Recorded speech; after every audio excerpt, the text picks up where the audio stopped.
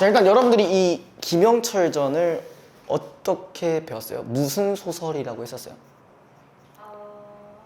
넌 잤으니까 패스. 다 맞춰 있겠는데. 에? 무슨 소설? 일단 가장 기본으로 나가는 건 전쟁 소설이죠, 그죠? 맞아요? 전쟁 소설이라는 게 뭐야? 뭘 배경으로 하고 있다는 거야? 전쟁을 배경으로 하고 있는 소설이라는 거죠, 그죠? 네. 그쵸? 자, 여기서 조금 더 확장을 해보자고요. 우리가 전쟁이라는 부분을 통해서 알 수 있는 것들 있을 텐데. 차곡함. 그렇죠. 잔혹함. 그러니까 우리 잔혹함과 관련된 건 뭐 우리 그냥 비극성 정도로 보시면 되겠죠. 비극성. 그죠? 비극성. 또 뭐가 있을까? 전개. 네? 전기요? 이거 말하고 저 뭐요? 전개 소설이라 써있는데요. 전기 소설이요? 왜 전기 소설이요? 이거 아픔. 인물의 세계와 작가. 자, 이 잔혹함이라는 부분 플러스 또 뭐도 있냐? 일단 기본적으로 보통 전쟁이 나면은 가족의 해체도 드러나죠. 그죠? 가족들이 헤어지게 되잖아. 그치? 이거는 이 소설과 상관없이 전쟁이라는 부분들이 들어간다면은 이런 특징들을 갖고 가셔야 된다는 거예요. 그렇죠? 당연한 거죠. 당연히 가족끼리 헤어질 수 있고요. 그리고 이 폭력이 기본적으로 들어가기 때문에 잔혹함이 있을 수밖에 없겠죠. 그죠?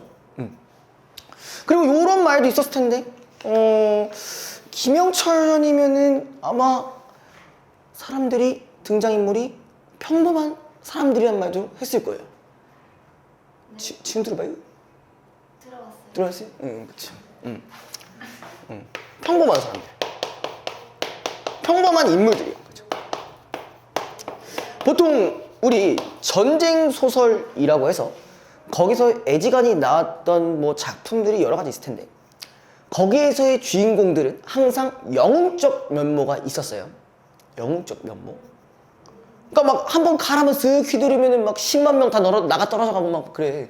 무슨 소드마스터야. 막 확 하면은 막 그냥 10만 명 다 죽어버려. 근데 여기는 그게 아니라는 거죠. 그죠? 그런 부분에서 다른 전쟁 소설 혹은 전쟁 영웅 소설과는 좀 차이가 있다. 라는 걸 좀 알아가셨으면 좋겠어요. 요 부분이 살짝 포인트가 들어가겠죠. 자, 일단 봅시다. 가 부분. 자, 요게 아마 가 부분은 본문일 거고 나 부분이 이제 뭐야? 그 논평일 겁니다. 그죠? 논평일 거예요. 내일 마사지 받으세요. 아니, 내일 무조건 받으세요. 그렇게 힘드세요? 저도 다리가 아프더라고요.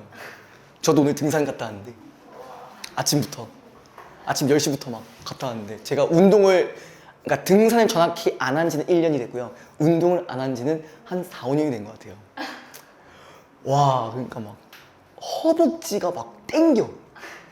진짜 별거 아닌 등산인데 진짜 산이 그렇게 높지도 않았거든요. 근데 허벅지가 막 허벅지랑 엉덩이가 막 땡겨. 얼마나 근육이 없었으면.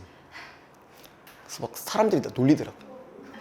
젓가락이냐고. 너무 마르셔서. 그러니까 좀 많이 마르긴 했죠. 제가 한 15kg 정도 빠졌긴 했으니까 원래 몸에서 지금 62kg고요. 제가 살 빠지기 전이 재작년 한 5월이었는데 그땐 78kg였고 지금 62kg. 그러니까 이제 다 어디 간 거야? 그 몸무게의 대부분 다 뭐야? 뭐 뱃살도 있었겠지, 지방도 있었겠지만 그것도 없어졌지만 근육도 사라졌다는 거예요. 저 허리가 5인치 줄었어요. 5인치가 뭐냐? 7인치 줄었다. 원래 34 입었거든요. 저 이제 27 입어요. 거의 여자 사이즈. 여자 청바지 입어도 될 정도. 물론 그걸 입으면 안 되겠죠? 볼게요, 이제. 아버지와 함께 전쟁에 참전한 영철. 자, 여기도 일단 밑줄 한번 쳐주시고요.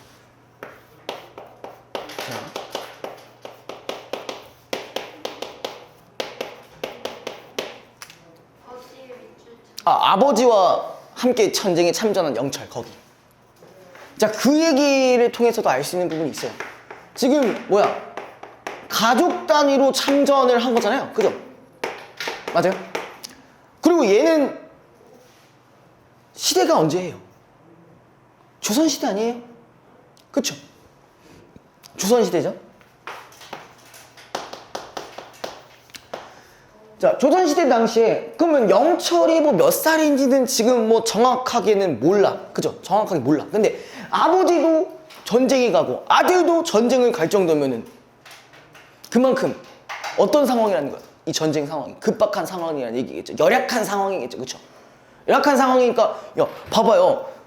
군대를 대충 언제쯤 가냐? 보통 20살 때 20대 초반에 간단 말이에요. 20대 초반에 가는데 지금 봐봐. 그럼 대부분의 이제 전쟁 나가는 사람들은 그냥 약간 좀 성인이 된 지 얼마 안 된 친구들이 많이 가잖아요. 근데 이렇게 늙은 사람까지 갈 정도면은 열악한 상황이라는 걸 알 수 있는 부분이겠죠. 그죠? 자, 그래서 영철은 후금장수 아라나의 포로가 되어 건주에서 8년 가까이 살며 두 아들을 얻지만 아들들을 두고 명나라 등주로 도망간다. 일단은 얘는 그 와중에도 참전을 했지만 뭐가 됐다고? 포로가 됐었어요. 근데 포로를 했는데 어떻게 아들이 두 아들이 어떻게 나오지? 뭐 한 거야, 이 새끼? 아무튼.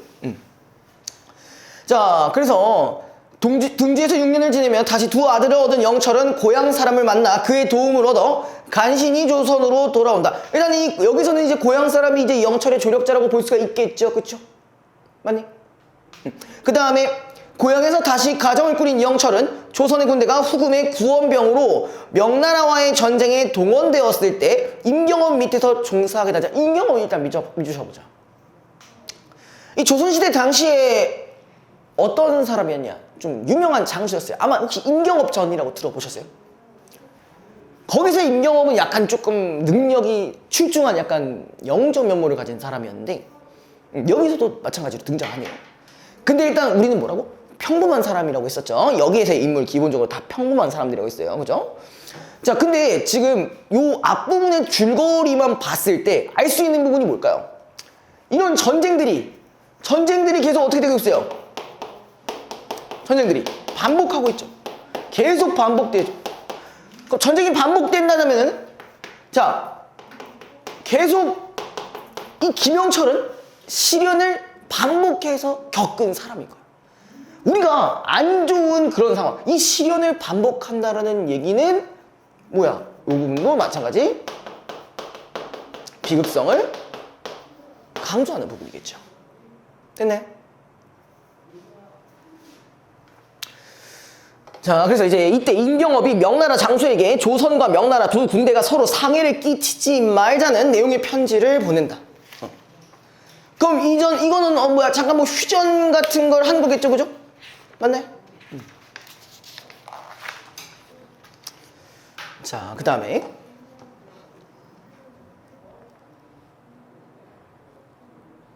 밑에 명나라 장수가 편지를 읽고 몹시 기뻐하며 영철에게 은 30냥과 배 20피를 선물로 내리고 답장을 써주었다. 그러니까 얘가 지금 뭐야? 김영철이 이렇게 해가지고 뭐야? 그 편지를 누구한테 보낸 거야? 명나라 장수한테 보낸 거야, 그죠? 그러니까 같이 가서 보내준 거죠, 그죠? 그래가지고 선물로 내리고 답장을 써줬다. 돌아오는데 불빛 속에서 한 사람이 나타나더니 영철의 손을 잡고 말했다. 자, 우리 한 사람이 나타나더니 일단 밑줄 쳐보시고요. 우리가 이거 고전소설에서 자주 드러나는 부분이죠. 고전소설에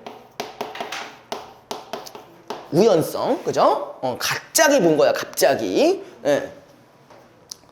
아니, 자네가 이곳에 어찌 왔나? 자세히 보니 바로 전윤현이었다. 근데 여기서 전윤현이 어떤 사람인지는 잘 모르겠어요. 갑자기 일단 여기서 이 친구를 보기는 했는데 쭉 볼게요. 혹시 이거 배경까지도 설명해 주셨나요? 네. 이전 이야기라든지 아니면 뒤에 이야기라든지 거기까지 해주셨어요? 그러면은 이 사람은 어떤 인물이었어요? 방금 아까 뭐가 있었잖아. 이 포로를 했는데 두 아들을 얻었다며. 이걸 만들게 한 장본인 얘야. 이거 알려줬다며. 네? 알려준 거 아니었어요? 이름이 헷갈려. 고전소설에서는 특히 이름 같은 경우는 잘 기억해 두셔야 돼요. 왜냐면은 각각 다르게 부를 수 있고, 그러니까 한 인물이지만 다르게 부를 수 있고, 그때 우리 숙향전 했을 때도 그 이생 가지고 막 이선이라고도 하고 태을선인이라고도 하고 막 그랬잖아요. 예, 그러니까 그런 부분들도 좀 주의를 해주셔야 됩니다. 아무튼 얘는 어떤 친구였냐, 그 배경을 좀 생각을 해보면요, 얘랑 그 포로에서 이 두 아들이 낳게 했던, 그러니까 한마디로 이 두 분은 결혼을 하게끔 한 장본인이죠. 그죠? 결혼을 하게 만든 장본인이에요. 이거 아들이 생겼다고 했잖아. 근데 얘 아내에 대한 얘기가 없었잖아. 전윤현의 장군이라고요. 네? 장군이요? 뭐라고요? 무슨 말이냐면은 청나라 거 아니에요? 명나라야. 명나라 거 아니라고요? 여기 지금 청이 어딨어? 명나라인데 어떻게 청나라가 나와? 후금이 청이잖아요. 그건 그렇지. 응. 후금 장수가 예? 뭔 소리야? 이 명나라 사람이에요. 아, 몰라도 상관없어. 큰 문제 안 돼. 그냥 배경지 얘기하는 거야. 큰 그거 아니야. 괜찮아? 명나라 사람입니다. 청나라 아니에요. 자, 아무튼 그러니까 정확히 말하면 얘 동생이랑 얘랑 결혼시킨 거야. 얘 동생이랑 얘랑 결혼시켜가지고 포로를 하고 있는 와중, 얘가 명나라에서 포로로 계속 있었잖아. 그 동안에 얘 동생이랑 얘랑 결혼시켜가지고 두 아들을 낳았다는 얘기예요. 됐죠? 정신 차려! 자, 암튼 그래서 이 전윤현이었는데, 영철은 경험 없는 중에 놀랍기도 하고 기쁘기도 하여 대뜸 처자식 소식부터 묻고, 야, 얘 지금 어떤 상황이었어? 고향으로 빤스런했다가 어떤 간 거야? 명나라 다시 간 거잖아. 지금 딱 간 상황이야. 그러니까 지금 가족과 뭐 한 상황? 헤어진 상황이에요. 그죠? 맞죠? 헤어진 상황이고, 그래서 처자식부터 묻고 선물로 받은 120피를 전윤영에게 주며 말했다. 가지고 와서 아내와 자식에게 전해주세요. 뭐 이런 말들. 뭐 그냥 뭐 말 그대로 가족을 생각하는 그런 모습들이 드러나고 있어요. 그래서 넘어가서 이제 돌아와 배를 대니 날이 밝아왔다. 영철은 임경업에게 편지를 전해주었는데, 임경업이 미처 편지를 뜯어보기도 전에 갑자기 오랑캐 두 사람이 말을 달려왔다. 일단 이 오랑캐가 누구라고 했었죠? 보통 그쵸. 자, 요때가 딱 어떤 때였어요? 명나라와 청나라와 전쟁하고 있었던 거죠. 그치? 근데 우리가 명나라 같은 경우는 조선 입장에서 어떻게 보고 있어요? 상당히 그래도 이렇게 보고 있었지만, 청나라 보고는 뭐라고 했어요? 오랑캐라고 했어요. 얘들의 인식이 달라지고 있다는 거죠. 실제 조선 당시에도 그랬습니다. 자, 그 다음에 그래서 이제 임경업은 즉시 편지를 숨겼다. 자, 편지를 숨긴 이유가 뭘까요? 자, 누구의 편지였어? 얘가 지금 편지를 받았던 게 누구의 편지야? 명나라의 편지였죠. 근데 명나라의 편지였는데 이걸 오랑캐들이 이걸 보면 어떻게 되는 거야? 어떻게 될 수 있어? 잣될 수가 있습니다. 그죠? 큰일 날 수가 있어요. 자, 그 다음에 오랑캐 두 명이 배에 오르더니 임경옥의 목을 움켜잡고 말했다. 너희 쪽 작은 배가 적진에서 오는 걸 봤다. 내통하고 온 것이 분명하다. 의심을 하고 있었어. 뭐? 임경업이랑 명과 뭐라고 했었다? 내통을 하고 있었는데, 이 내통에 대한 장면이 아까 뭐였어? 편지를 전해준 사건이겠죠? 그죠? 편지 전해준 사건. 서로 답장해주고, 그죠? 자, 그 다음에 임경업을 위협하여 옷과 신발을 벗기고 배에 탄 병사들의 옷도 모두 벗겨 샅샅이 수색했지만 아무것도 나오진 않았다. 오랑캐들이 배에 있는 두 병사를 보고 자백하라며 추궁하자 병사들은 이렇게 말했다. 아유, 물을 길기 위해 갔었습니다. 오랑캐들이 성이 나서 임경업에게 두 병사의 목을 베라고 했다. 지금 보면 어때요? 청나라 쪽에서는 막 어때? 이 조선을 자꾸 어떻게 대하고 있어? 너무 약간 낮게 대하고 있지. 그지? 맞아요? 약간 깔보듯이 하고 있잖아요. 그죠?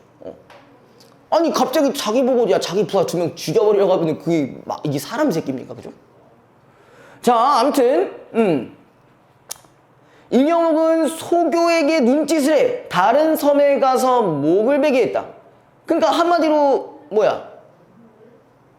거짓으로 죽인 거겠죠? 그래도 부하를 살리기 위해서 그죠? 자 그다음에 그래서 그걸 가지고 이제 검에 피를 묻혔겠죠? 그래서 오랑캐에다 보여줬는데 그다음에 오랑캐는 그제야 돌아갔다. 어떻게 보면은 이 부분에서 이미 청나라는 우리한테 한 태도가 확실히 드러났네요. 자 그다음에 자 이날 임경업은 명나라 군대와 전투를 벌였다. 근데 일단 명나라랑 아직까지는 뭐하고 있어? 전쟁 중이긴 했지만 아까 무슨 편지가 있었다고? 서로 다치게 하지 말자 이랬잖아. 그죠? 다치게 하지 말자. 그래서 명나라 군대가 앞으로 밀고 나와 우리 군대를 포위하자. 우리 군대는 총알 없는 총을 쓰고 명나라 군대는 화살촉이 빠진 화살을 쏘아댔다. 이거 진짜 졸라 웃기네요. 총알 없는 총을 쓰고요. 화살촉이 없는 화살을 쐈다는 건 뭐야? 그냥 맞으면 아프기만 하는 그 정도단 말이에요. 그죠? 그래서 그럼 그렇다는 얘기는요. 자 우리 편지 요 사건에 대해서 서로 어떻게 되는 거야? 합의를 봤다라는 얘기겠죠. 합의를 봤다는 얘기겠죠. 여기까지 됐어요? 자, 그 다음에 이렇게 한참을 싸우며 밀고 밀리기는 3차례나 반복했다. 그러나 명나라 군대가 쇠갈고리를 우리 배에 걸고 육박해오자. 이 육박하다는 게 뭐예요? 이게 다가오기 시작하자 이런 얘기죠. 그죠? 되니? 벌써 힘들어? 괜찮아요? 아직 다리 떠지는 겁니까? 안 힘들어. 아니 졸린 건 아니야. 아직 괜찮아. 아니 저는 그거 뭐 상관없어요. 다리 떨 수도 있다고 생각해. 그냥 공사만 안 했으면 공사만 하시지 않으면 돼요. 펑펑펑 막 그것만 하시면 됩니다. 아무튼 자 결국 일부 명나라 군사들이 목숨을 잃게 되자. 왜 그런 거야? 원래 사전에는 이런 거 안 다치게 하려고 했었는데 이게 약간 조금 이거 뭐야 좆된 건가? 이렇게 지금 한 거잖아요. 실수로 어떻게 보면 그런 거잖아요. 그죠? 그래서 명나라 군대는 포위를 풀고 돌아갔다. 그 다음에 7월에 명나라 군대와 오랑캐 군대는 대치 상태를 풀었다. 그러니까 아직까지는 어떤 상황인 거야? 청나라와 명나라가 전쟁을 하고 있었는데 잠깐 풀었어요. 그래서 오랑캐는 다시 임경옥으로 하여금 정예병을 선발하여 금주로 가서 겨울을 지내고 조선으로 돌아가게 했다. 그럼 결론적으로 어떻게 전투를 했어요? 안 했어요? 했네요. 그죠? 자, 그 다음에 신사년에 유림이 군대를 잃고 금주에 갈 때 일단 신사년이라고 했으니까 이거는 뭐야? 구체적인 배경이 드러난 부분, 정확히 시간적 배경이겠죠? 그쵸? 자, 아까 근데 금주로 갔다고 했어요. 얘가 임경업이 이제 금주로 가게 됐는데 여기서 겨울을 지내자고 했었죠. 자, 유림이 군대를 잃고 금주에 갈 때 그 다음에 영철은 또 종군하게 되었다. 이 새끼 전쟁 몇 번 가는 거야. 졸라게 많이 가고 있어요. 또 그냥 끝났다 싶었는데 또 들어갔어요 지금. 종군이라는 게 뭔지 아세요? 백의종군이라고 못 들어봤어요? 종군이라는 게 전쟁에 참여한다는 얘기입니다. 자, 그 다음에 오랑캐 측에서는 아라나를 진중에 보내 군사 업무를 의논하게 됐다. 아라나가 진중에서 영철을 보고는 이렇게 꾸짖었다.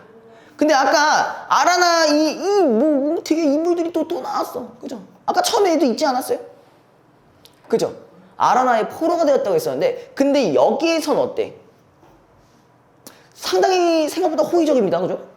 실제로는 어땠어요? 아라나라는 사람이 얘를 포로로 데리고 가긴 했지만 그래도 여기서 애까지 낳을 정도로 하면은 많이 도와준 친구라고 볼 수가 있겠죠? 그죠? 나름대로 조력자라고 볼 수가 있겠어요? 그죠? 그 다음에 다시 나는 내게 3가지 은혜를 베풀었다. 네가 참수형을 받아야 할 처지였을 때 죽음을 모면하게 한 것이 그 하나다. 네가 2번이나 도망가다 잡혔지만 죽이지 않고 풀어준 것이 그 둘이다. 내 재수를 너의 안으로 주고 내게 건주의 집안 살림을 맡긴 것이 그 셋이다. 하지만 너는 세 가지 용서받기 어려운 죄를 지었다. 너 일단은 은혜 받은 건 세 개인데 너 그 죄까지 지었네. 와, 그죠? 자, 목숨을 살려주고 거두어 기른 은혜를 생각지 않고 재차 도망간 것이 첫 번째 죄다. 내게 말을 기르게 했을 때 나는 진심으로 내게 부탁했건만 너는 도리어 명나라 놈들과 짜고 나를 배신했으니 이것이 두 번째 죄다. 도망가면서 내 천리만을 훔쳐갔으니 이것이 세 번째 죄다. 네가 도망간 거는 그리 한스럽지 않다만 내 천리만을 잃은 것도 너무도 한스러워. 지금까지도 말이 아프다. 그러니까 천리마가 뭐야? 좀 약간 그 하루에 천리를 갈 수 있는 말이란 말이야. 엄청 좋은 말이란 말이야. 근데 그런 줄 같아. 솔직히 영철 네가 도망간 건 난 줘도 상관없어. 뭐가 문제? 비싼 거 가져갔다고, 람보르기니 가져갔다고. 그지? 계속 개빡치는 거잖아요. 그죠? 자, 그래서 내 반드시 네 목을 베리라 하면서 그러면 상당히 그러면 이 아라나라는 인물은 영철에게 긍정적이었다. 뭘로 바뀐 거야? 부정적으로 바뀐 거죠. 그러니까 태도 변화가 드러나고 있었는 거죠. 그죠? 자, 처음에는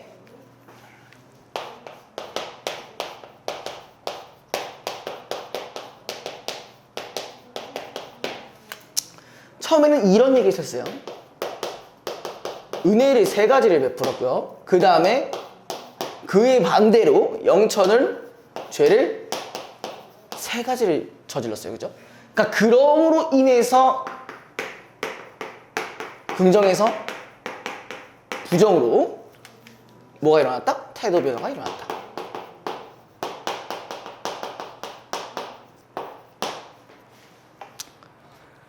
됐나요? 자, 그러고는 휘하 기병을 시켜 영철을 포박하겠다. 사태가 급박하게 돌아가자 영철이 큰 소리를 외쳤다.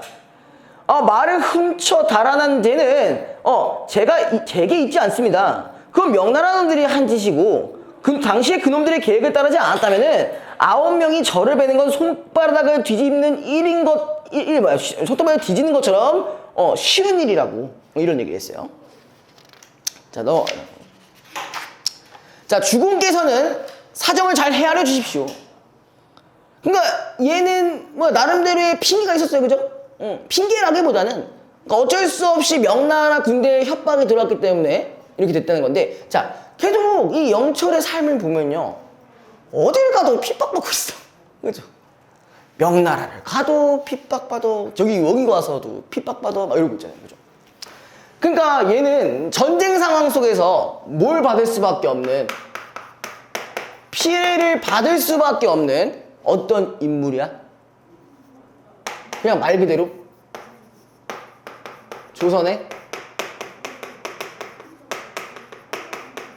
그냥 단순히 평범한 인물일 뿐이에요. 그죠? 피해를 받는 조선의 평범한 인물. 이렇게 보시고요. 자, 그 다음에 아라나는 영철의 말을 듣지 않았다. 유림이 아라나를 데리며 말했다. 영철이 죄를 짓긴 했습니다만 공께서 예전에 살려주셨으면서 지금 죽인다면 끝까지 덕을 베풀지 못하시는 게 되고 맙니다. 제가 영철의 죄에 대한 대가를 후히 치르고자 하니 은덕을 온전히 하시기 바랍니다. 다행인 건 이제 또 뭐야, 유림이 이제 영철이를 도와주는 조력자가 있어요. 그러니까 계속 시련이 반복되지만 그래도 그 시련을 극복할 수 있는 뭐가 존재하다는 거야? 조력자가 계속 존재했네요. 그죠? 그러고는 가는 입담배에 200근을 제값으로 치렀다. 어우, 담배. 그렇습니다. 자, 그 다음에. 자, 이때 득북 건주지연에서 맞나? 득북이 오랑캐 군중이 있었는데, 득북이라는 사람이 있었는 거죠. 그죠? 아라나가 이제 영철에게 말했다. 네 아들을 보고 싶지 않은가? 이 득북이 이제 아들겠네요. 그죠? 그 다음에 즉시 득북을 불러오겠다. 부자가 마주보고 눈물을 흘리니, 자, 진중에서 이 광경을 본 모든 이들이 슬퍼하며 한숨을 내쉬었다. 이로부터 득북은 매일 술과 밥, 반찬과 과일을 차려와 영철을 대접했다. 그럼 요거 같은 경우, 요 부분들은 이제 뭐야, 유교적인 사상과 연결되겠죠. 그쵸? 정확히 말해 효를 얘기하는 거죠. 그죠? 자, 그 다음에 영철은 귀한 과리는 유림에게 먼저 올리고 물러나와 여러 사람들과 함께 음식을 먹었다. 자, 요 부분도 마찬가지. 영철도 유교적 사상이 들어있는 친구죠. 얘는 뭐라고 보는 게 좋아? 아들 득북 같은 경우는 효라고 보시면 되고 얘는 뭐로 보시면 돼? 충으로 보시면 되겠죠. 그죠? 됐니? 자, 그 다음에 이때 오랑캐가 금주를 포위했다. 명나라에서는 10만 군사를 구원병으로 보내 오랑캐와 싸움을 벌였으나 대패하고 말았다. 실제로는 어때요? 실제로는 당연히 명나라가 지지만 그 짐으로 인해서 이제 청나라와 뭐 어떤 갈등을 하게 돼요? 병자호란이라는 갈등을 겪게 되죠. 그래서 우리가 개 처발리잖아요. 엄청 지잖아요. 그죠? 그래서 쭉 볼게요. 자, 유림은 영철을 홍타이지에게 보내 축하 인사를 하게 되었다. 자, 요게 일단 아마 이런 말이 있었을 거예요. 그 홍타이지라는 사람이 여기서는 실제로 존재하는 사람이에요. 실제로 존재하는 사람. 유림이 조선 사람. 네? 뭐라고요? 유림이 어느 나라 사람? 유림이? 잠깐만. 여기가 잠깐만 어디가 있었냐.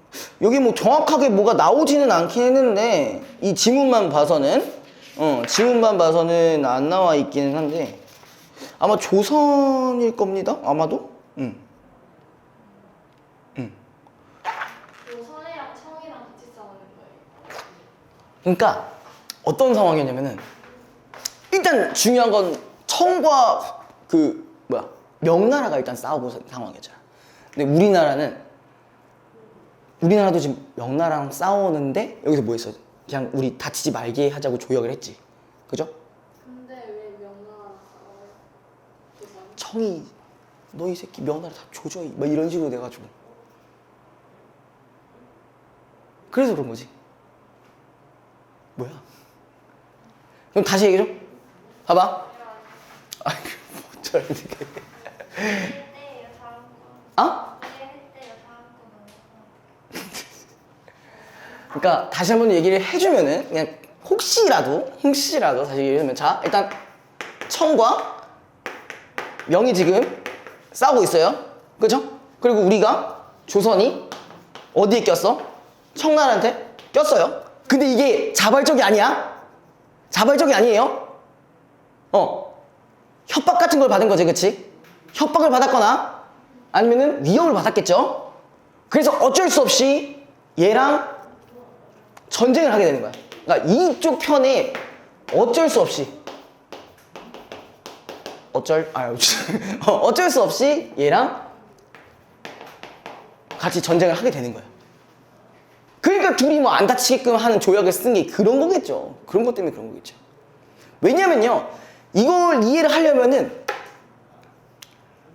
이걸 좀 기억해 보셔야 돼. 혹시 옛날에 그 역사 기억나세요?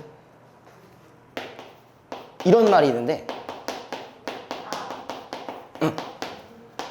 조선은 기본적으로 이거였단 말이야. 명나라랑 친하고, 배금, 청나라는 싫어하는 거였어요. 기본 스탠스가 이거야. 근데 얘가 지금 얘한테 협박하고 위협을 해서 어쩔 수 없이 가게 되니까 이 명나라한테 이런 조약을 하자는 말을 할 수밖에 없었던 거야. 이해되셨어요? 이거 어떤 구조인지 아시겠어요? 왜요? 드세요. 드세요. 배고프면 드셔야지. 자, 그 다음에 아무튼 영철은 의상, 득상, 득발, 기방 네 아들을 두었는데 자신이 종군하여 겪은 고통을 늘 생각하여 자식들이 같은 고통을 겪을까 두려웠다. 그러니까 한마디로 뭐 전쟁에 대한 두려움을 얘기하는 거겠죠, 그렇죠? 그럼 전쟁으로 인해서 계속 백성이 고통받는 것 자체가 좀 걱정이 되는 부분이겠죠. 자, 그 다음에 무술년에 조정에서 자모산성을 고쳐 싸우며 성을 방비할 병사를 모집했는데 이에 응한 사람은 군역을 면해주었다. 그래서 얘가 아까 뭐라고 했어? 거기 갔다고 했었지, 그치? 맞아요. 자모산성에서 이제 성을 지어주면은 군대 안 가도 됨. 자, 아들이랑 같이 갔단 말이야, 거기를. 그럼 아들이랑 같이 간 이유는 군대에 면제당하기 위해서. 이때 당시 군대 들어가면 어떻게 되는 거야? 바로 전쟁 나가야 돼. 바로 전쟁 나가면 어떻게 돼요? 굶어도 뻔하지. 가족 해체. 가족이 죽을 수 있으니까. 그죠? 자, 아무튼 영철이 즉시 네 아이들과 함께 성으로 들어 살았으니 이때 이미 영철의 나이 60이 넘었다. 영철은 가난 속에서도 할 일 없이 늙어가며 가슴속에 불평하는 마음이 일어날 때마다 성 위에 올라가 북쪽으로 건주를, 남쪽으로는 등주를 바라보았다. 자, 그걸 바라봤다는 건 뭐예요? 가족들을 그리워하고 있는 거겠죠? 그죠? 자, 그 다음에 그러고 있느라면은 서글픈 생각에 눈물이 떨어져 옷깃을 적셨다. 영철은 언젠가 사람들에게 이런 말을 한 적이 없다. 그래서 이제 뭐가 나오냐면, 자, 내가 아무도 잘못도 없는 처자식을 저버리고 와서 두 곳의 처자식들로 하여금 평생을 슬픔과 한탄 속에서 살게 했으니, 그러니까 자식이 지금 두 종류잖아. 어디 있어? 명예도 있고 후금에도 있잖아요. 그죠? 그렇기 때문에 요걸로 지금 약간 한탄을 하고 있는 거고. 자, 그 다음에 지금 내 공고함이 이 지경에 따라 이른 게 어찌 하늘이 내린 재앙이 아니겠는가? 하지만 타국이 떨어져 살다 끝내 부모의 나라로 돌아왔으니 또한 한스러이 여길 게 뭐 있겠냐? 자, 여기 미주 쳐보자. 한스러이 여길 게 뭐 있겠냐라는 부분. 어쨌든 내가 다른 사람들, 다른 나라에서 이제 자식들을 이제 서로 다르게 키우다가 결국은 어떻게 들어온 거야? 고국으로 돌아왔죠. 그러니까 그 온갖 고생 끝에 들어온 거잖아요. 그렇죠? 이거를 우리가 뭐라고도 하냐면요.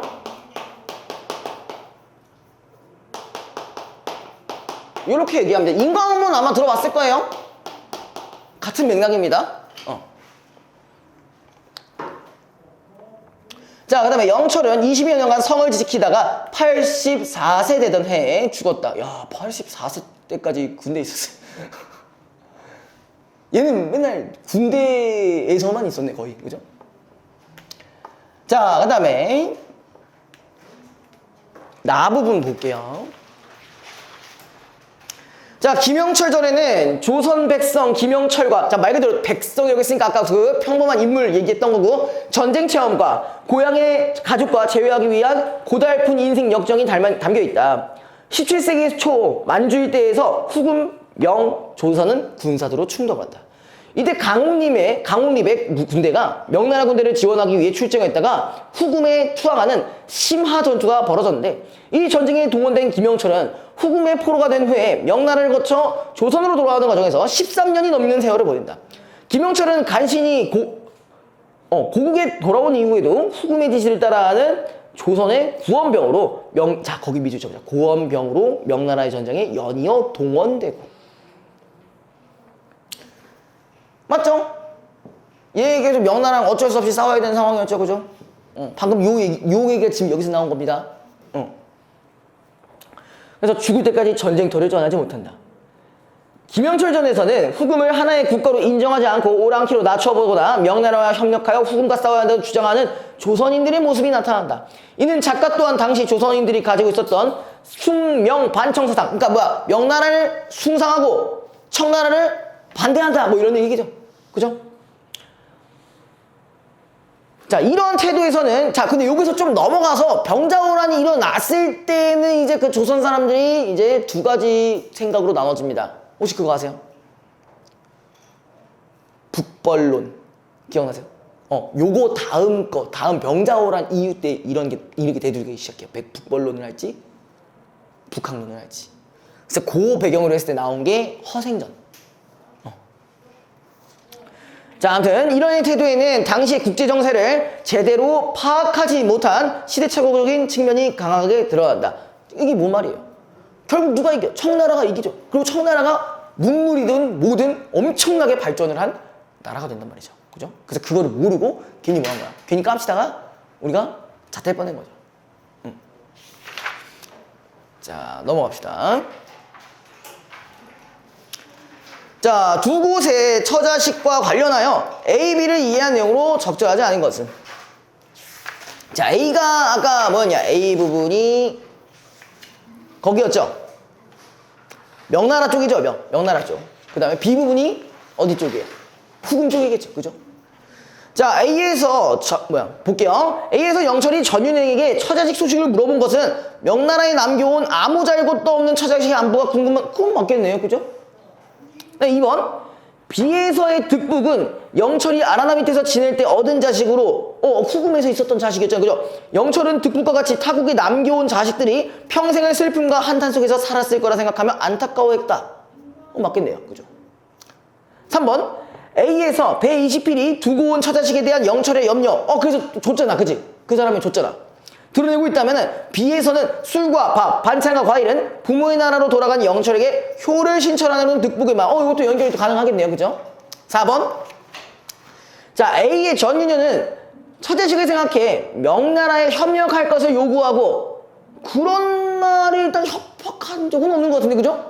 없었죠. 그 다음에 B의 아라나는 득북을 위해 자신의 명령에 따를 것을 요구하는 상황으로 인해 영철이 느끼는 공공함이 심각한 지경에 이른 것이다. 그러면 일단 이 부분에서도 아라나가 얘한테 득북 가지고 해라 이렇게 말한 적도 딱히 없었죠. 그죠? 그냥 갑자기 보고 싶냐 이런 말만 했지 그러진 않았습니다. 그래서 답은 4번이고요. 넘어갑시다. 자, 8페이지에요. 자, 나를 참고하여 가의 인물들이 한 행동을 이해한 내용으로 적절하지 않은 것은, 자, 1번. 자, 명나라 장수가 영철에게 은 30년과 배 20필을 선물을 내린 것은, 일단 안 싸우기 위해서 준 거잖아, 맞니? 그죠? 명나라 군대와 싸우고 싶지 않다는 조선 장수의 편지 내용이 마음에 들었기 때문이다. 맞는 말이겠네, 그죠? 2번. 임경업이 오랑캐 두 사람이 말을 달려오자 영철에서 받은 편지를 즉시 숨긴 것은, 누구의 눈치를 보고 있는 거야? 후금의 눈치를 보고 있었던 거죠. 그죠? 명나라 장수와 서로 약속된 행동을 하기로 한 것이 후금에 알려지면 안 된다고 생각했기 때문이다. 맞는 말이겠네요. 3번. 소교가 임경업의 눈짓을 보고 검을 거꾸로 잡고 내리쳐 목을 베는 신용을 해 오랑캐를 속인 것은 누구로 봐준 거야? 부하를 안 죽이기 위한 거겠죠? 후금과 명나라가 벌인 전쟁에 동원된 우리 병사들의 헛된 희생을 말하는 거야. 그치. 얘가 군법을 얻어서 죽이는 것도 아니고 쟤네가 죽이고 가라 이렇게 얘기했으니까. 그죠? 4번. 아라나가 진중에서 영철을 보고 꾸짖으며 영철을 포박하게 한 것은 명나라에 협력하여 조선의 이득을 취하려는 일에 경고하여 유림 또한 무리한 요구를 하지 못하게 하려 한 게 아니라 그냥 영철이 일단 죄를 진 게 존나 화가 났잖아. 일단 뭐가 없어져서 천리마가 없어졌기 때문에 이렇게 된 거잖아. 그죠? 맞죠? 정확히 말하면 그거죠. 그래서 4번이 정답입니다. 자, 그다음 5번. 유림이 아라나에게 은덕을 온전히 하시라며 입담배 200금을 죗값으로 치는 것은 후금의 지시를 받는 구원병의 입장에서 후금 장수의 기분을 상하지 않게 하는 것이 중요하다고 생각하기 때문이다. 자, 아까 방금 유림이 물어봤잖아. 국정 물어봤잖아. 여기서 이렇게 나와야 돼요. 후금의 지시를 받는 구원병의 입장이라고 있으니까 조선인이 맞겠네요. 그죠? 3번. 자, 나를 참고하여 다음 소대의 의미를 파악하는 내용으로 적절하지 않은 것은, 아까 나에 대한 작용을 좀 계속되고 있네요. 그죠? 자, 1번. 작은 배는 명나라와 조선의 장수가 서로 연락을 주고받는 수단으로 활용됐다. 요거까지 맞니?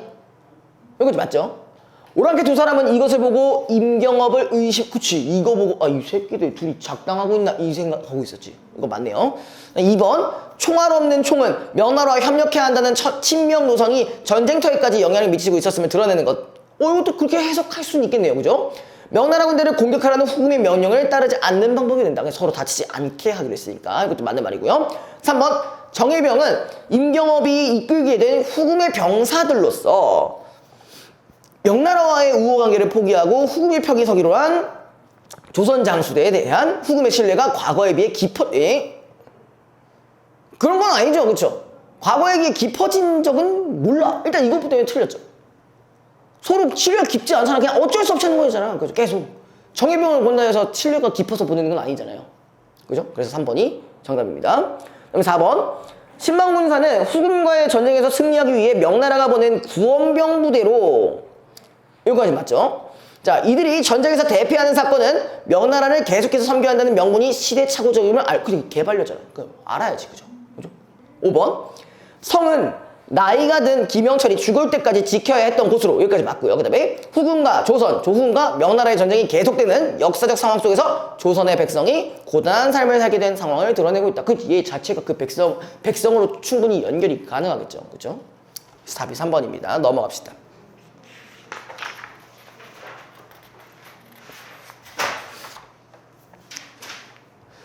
자, 그 다음에 4번. 보기는 가의 마지막 부분에 삽입된 서술자의 말이다. 보기를 바탕으로 가의 창작 의도를 파악하려고 할 때 가장 적절한 건, 자, 외사신을 말한다 하면서 이제 가도를 공격하던 때에는 사지를 넘나들면서 힘을 다해 애썼으니 그 공적을 기억할 만하거늘 손톱만큼의 상도 받지 못했다.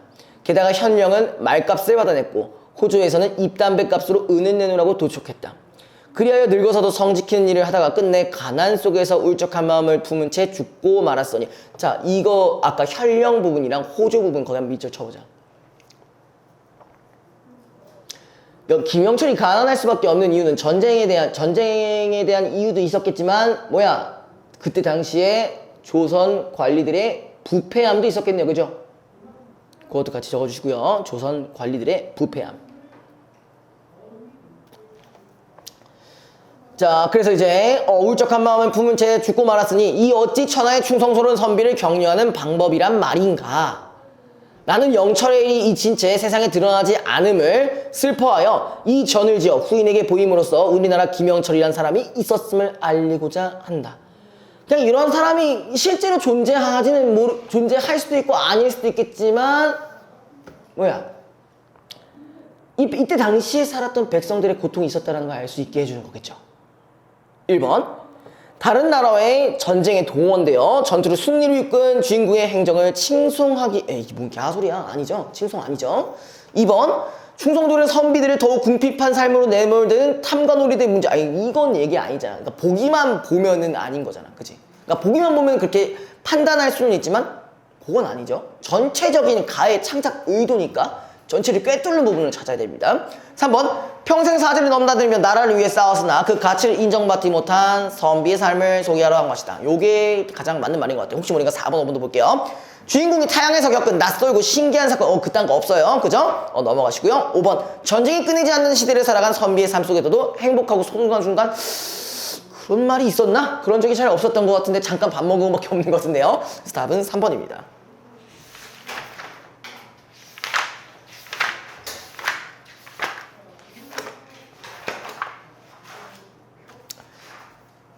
근데 여러분들 그건 어떻게 하실 거예요? 과제 관련해서 질문 온 거 어떻게 하실 거야?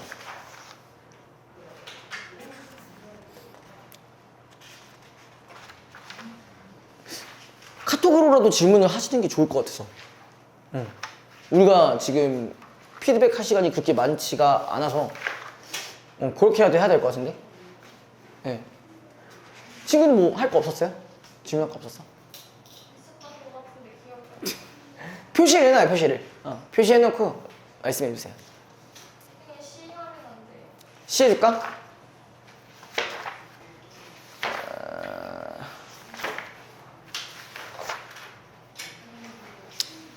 그러면요 어디 보실 거냐면은 여기 봅시다. 106페이지.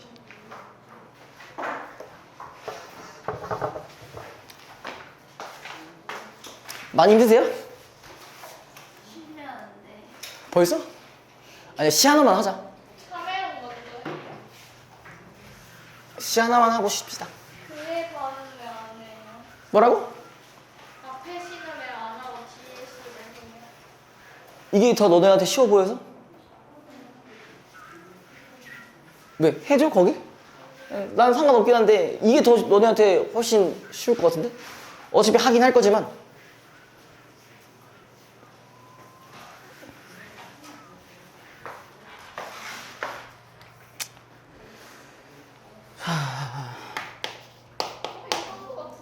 이거 했다고?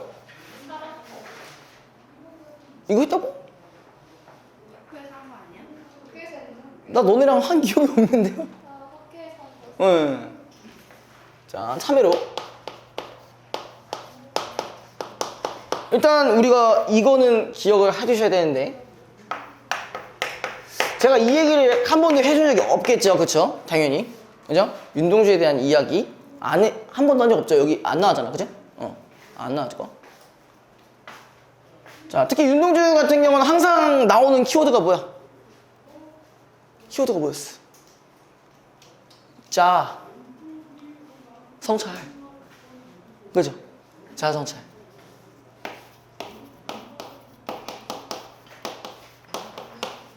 이기는 한데 우리가 그 윤동주의 기본적인 시적 구조만 아시면요 뭐 그닥 어려운 게 없습니다. 애지간한 작품들은 다 해석이 가능합니다.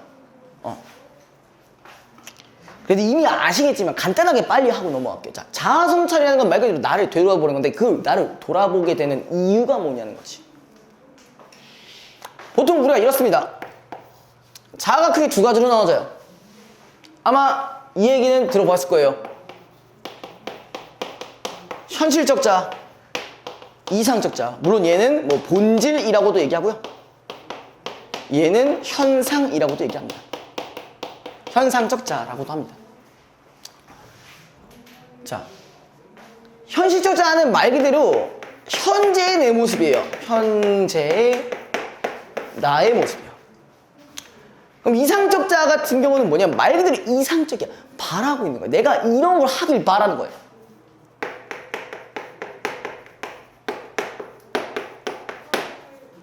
보이세요? 참여록만 합시다 그러면. 그것만 하고. 너무 얼마 안 됐지. 아직 1시간밖에 안 됐는데. 그러게요. 나도 오늘 시간 되게 안 가는 거 느낍니다. 자, 바라 나의 모습인데 자, 이 둘 간에 이렇게 잘 생각해봐. 여러분들이 바라는 거 뭐 예를 들어서 여러분 바라는 게 뭐예요? 지금 제일 수업 빼고 남자친구? 차은우 대학 가기. 예를 들어서 뭐 지금 뭐 내가 남자친구가 남자친구 만들고 싶어. 만들고 싶어. 이상적 자아죠, 그죠? 바라는 나의 모습이죠, 그죠? 그러면 그런데 현실에서는 뭐예요? 그렇습니다. 그럴 수 없는 상황이에요, 그죠? 그럴 수가 없는 상황이에요. 내가 바라는 건 남자친구 만나고 싶은데 현실에서 그럴 수가 없어요. 그치. 죄송합니다. 그래가지고 이 둘 간에 뭐가 생기냐? 당연히 차이가 생기겠죠. 그죠? 차이가 생기거나 우리가 이걸 다른 말로 괴리라고도 합니다. 그죠? 괴리가 차이예요. 네, 같은 말입니다. 자, 그러면은 내가 이거 하고 싶은데 실제로는 할 수가 없으니까 어떻게 돼? 반성해야겠죠. 일단 기본적으로 뭘 느껴야 되냐면요. 이 차이로 인해서 뭘 느껴야 되냐면은 아까는 제가 그냥 장난으로 한번 이렇게 얘기한 거고 뭐 실제 윤동주 삶으로 한번 비교를 해보자면요. 일단 얘는 이거란 말이야. 자, 일제강점기예요, 그쵸? 이 친구가 있었을 때가 일제강점기였어요. 그래서 내가 바라고 있는 나의 모습은 어떻게든 이 일제에 대해서 적극적으로 저항을 하고 싶어 해. 근데 현실은 어때? 이 새끼 뭐 하는지 아세요? 일제강점기 뭐 하는지 아세요? 특히 도쿄에서 학교 다녀요, 대학교. 장난해? 일제강점기인데? 20대? 이렇게 되는 거잖아요. 그죠? 자, 그렇다 보니까 거기서 만약이라도 내가 이제 저항을 하게 된다면 어떻게 되는 거야? 바로 잡혀가죠? 그죠? 바로 잡혀가요. 그러니까 현재의 나에서, 내 상황에서는 항상 어떻게 할 수밖에 없어요? 소극적으로 저항할 수밖에 없겠죠. 그래서 이런 부분에 대한 차이 때문에 얘가 이런 감정을 느낀다는 거야. 부끄러움이라는 감정을 느낀다는 거야. 자, 요거 중요해요. 요거 꼭 나옵니다. 윤동주 시에선 대부분 나오는 부분이라고 볼 수가 있어요. 맛있겠네요. 나도 배고프네요. 난 점심 먹고 아무것도 안 먹었어요. 왜요? 그렇구나. 점심은 안 먹었다고? 점심은 먹었죠?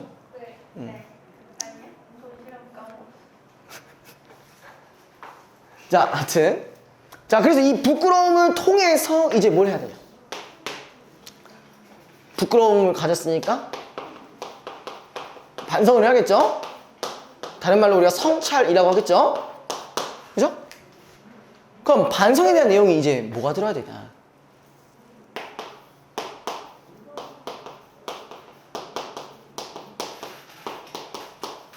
뭐 미래형이면 여러분들 반성문 쓸 때 생각해보세요. 반성문 써보신 적 있어요?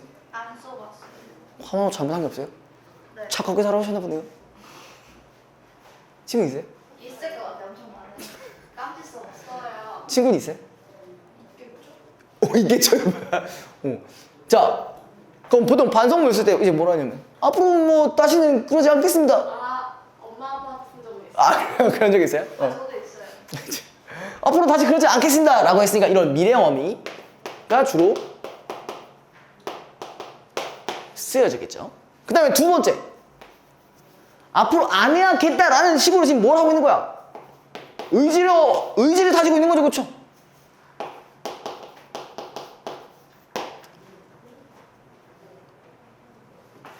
자, 이제 반성이 이제 끝났어. 반성이 이제 끝났어요. 자, 그 전에 요 얘기 다시 볼게요. 우리가 보통 요 부분에서 차이가 생긴다는 부분에서는 이미 너요? 저겠어요. 그죠? 아니, 너도 아닌 것 같은데? 저 아니에요. 얘 여기서 이렇게 된 거 아니야? 여기서 이렇게 된 거 아니야? 얘가 왼발로 쳤어요. 에이. 뭐라고 쳤어요? 아무튼, 자, 여기서 이제 차이가 생긴다고 했던 부분에서는 자아 간의 갈등이 생긴다고 해요. 자아 간의 갈등이 생긴다. 그 다음에 이제 반성 이후에는 이제 어떻게 되는 거예요? 화해를 하겠죠? 그죠?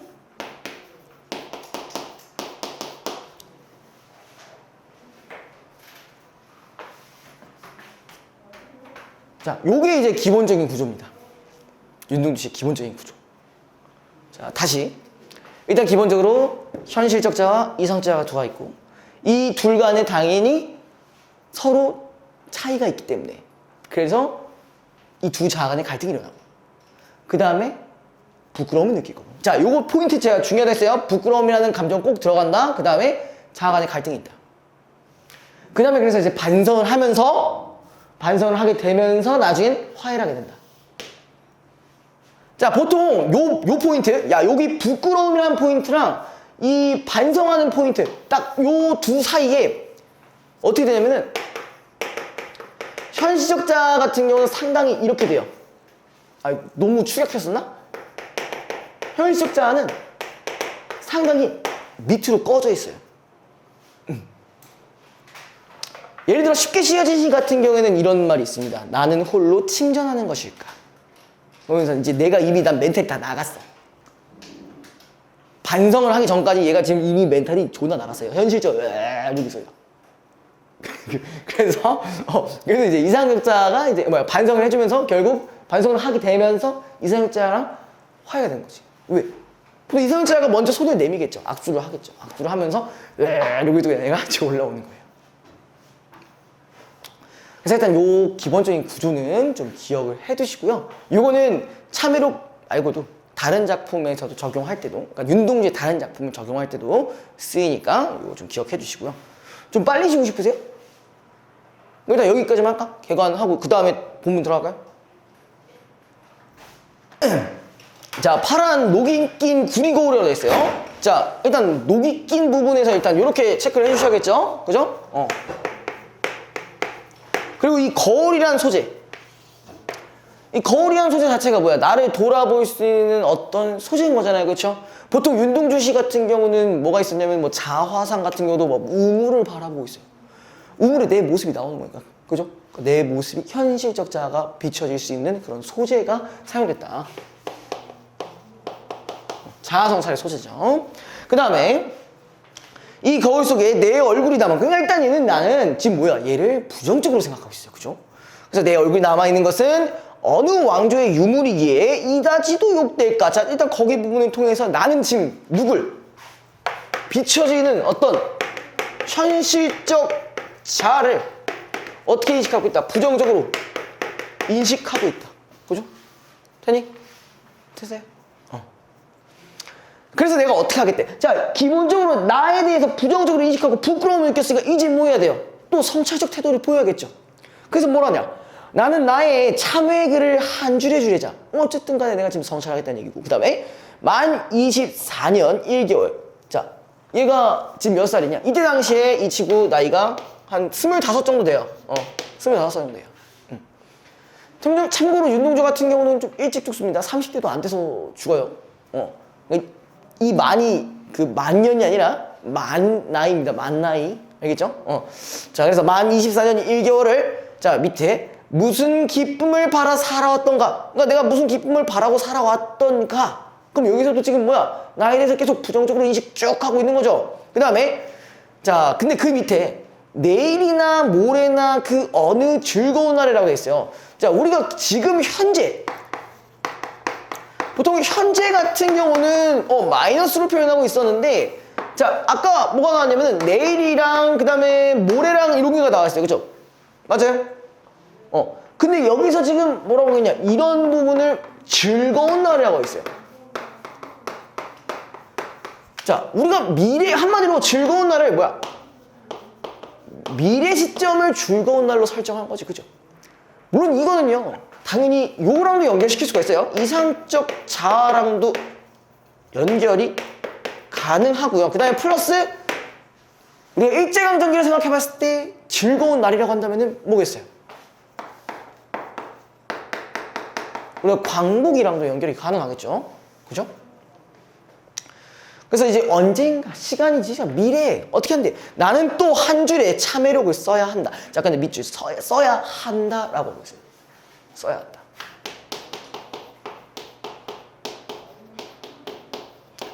어떻게 보면은 이게 본인한테는 뭐라는 거야?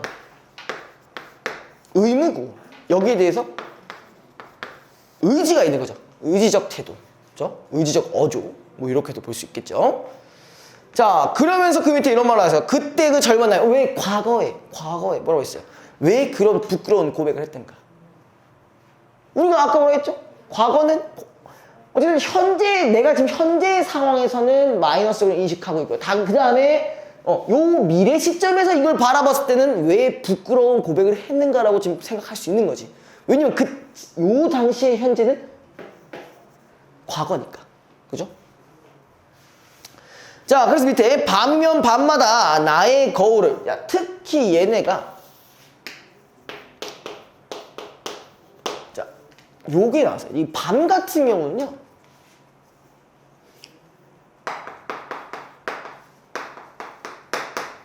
약간 성찰하기 좋은 환경이에요. 특히 보통 이제 윤동주 시에서 어떤 부분들이 나오냐면은 뭐 홀로 외딴 우물에 찾아가 뭐 이런 거, 창밖에 밤비가 속살거려 뭐 이런 거. 그러니까 요거 자체가 뭐야? 나 혼자만의 이 시간을 가질 수 있는 부분들이겠죠. 그죠? 그런 요소들이니까 좀 기억을 해주시고요. 그래서 이거 어떻게 하자? 나의 거울을 손바닥으로 발바닥으로 닦아보자. 닦아보자는 것 자체가 이제 성찰적 태도인 거고요. 그죠? 그러면 운석 밑으로 홀로 걸어가는 슬픈 사람의 뒷모양. 자, 이 슬픈 사람이라고 해서 우리가 이거 현실적 자아인지 이상적 자아인지 뭐 구분하시는 거 중요하겠지만 결론적으로 이 사람에 대해서 뭐라고 했어요? 슬프다고 부정적인 감정을 내비치고 있죠. 그죠? 나에 대해서 부정적인 감정을 내비친다고 하면 보통 현실적 자아입니다. 자, 이게 어디서 나타난다고요? 거울 속에 나타나온다고 하고 마무리가 되고 있어요. 자, 그 다음에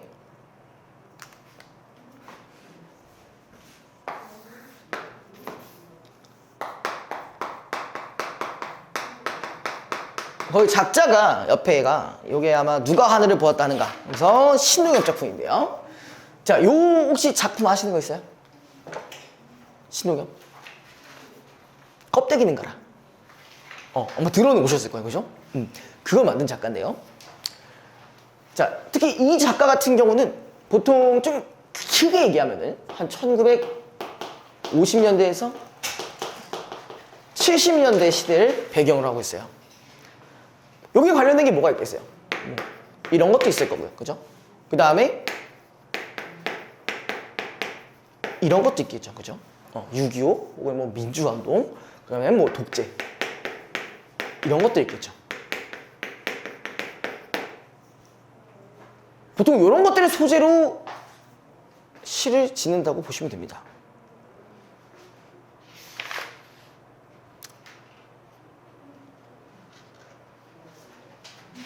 넘어갑시다. 자, 거기 볼게요. 이제 본문.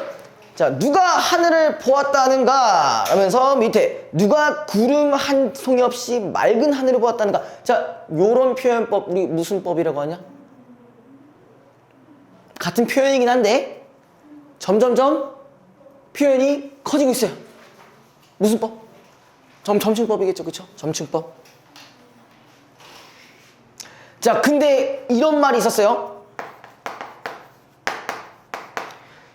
뭐가 있었냐면 구름 한 송이 없이, 구름 없이 맑은 하늘을 보았다는 거라고 했다면은, 그럼 여기서 기본적으로 깔려있는 상황은 무슨 상황? 부정적 현실인 거죠, 그죠? 부정적인 현실. 일단 이게 설적 표현인 거잖아. 맑은 하늘을 보았다 하는가 자체가 나는 지금 못 봤어, 못 본 상황인데 이걸 누가 봤다고 하는 거냐? 이런 얘기죠. 그죠? 그러니까 요거 자체, 우리 보통 하늘이라는 소재 자체는 보통 이상과 연결되죠. 혹은 꿈이랑도 연결되죠. 그 다음에 그 밑에 이렇게 나와 있어요. 네가 본 건 먹구름. 자, 뭐래? 난 하늘을 본 게 아니라 이걸 여태까지 뭘로 알았다? 먹구름. 먹구름을 하늘로 알아왔대요. 그러니까 항상 먹구름이 낀 게 자신한테는 하늘로 느껴지는 거야. 그러니까 네가 여태까지 처한 현실은 뭐라고요? 부정적 현실이라고. 그죠? 그래서 그걸 하늘고 알고 일생을 살았다. 자, 네가 본 건 지붕 덮은 쇠 항아리. 그러면 여기에 나왔던 먹구름과 쇠 항아리 같은 경우는 같은 의미겠죠? 그죠? 같은 의미. 그러면 지붕 덮은 쇠 항아리도 그렇고 여기 나온 먹구름도 그렇고 우리의 어떤 자유, 그런 것들을 억압하는 그런 부정적인 소재들 중에 하나입니다. 자, 그 다음에 그걸 하늘로 알고 일생을 살아왔다. 그 다음에 닦아라 사람들아. 자, 요거 좀 중요한 부분이 있죠. 뭘 닦아라는 얘기예요? 뭘 닦아? 밑에 내 마음속 구름, 내 마음이라고 했으니까 자, 이제 뭐야, 내면에 있는 어떤 구름이라고 하는 부정적인 부분들이죠. 부정적인 소재들. 그리고 이거를 닦으라고 했으니까 뭐야? 성찰적 태도 드러났을 거고요. 또 뭐가 있었냐면은, 자,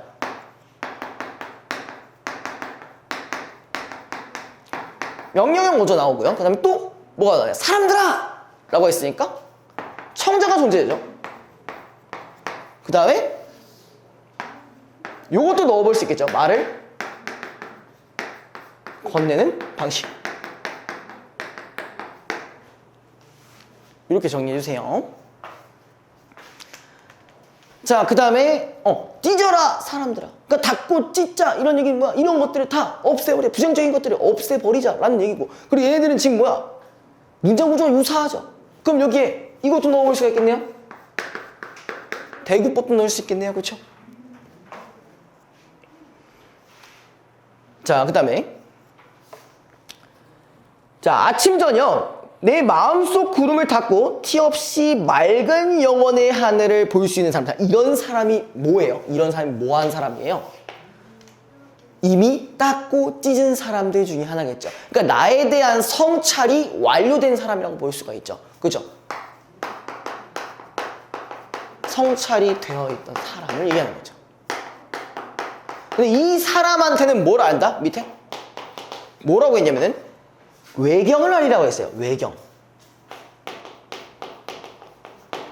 외경이 뭔지 아세요? 외경.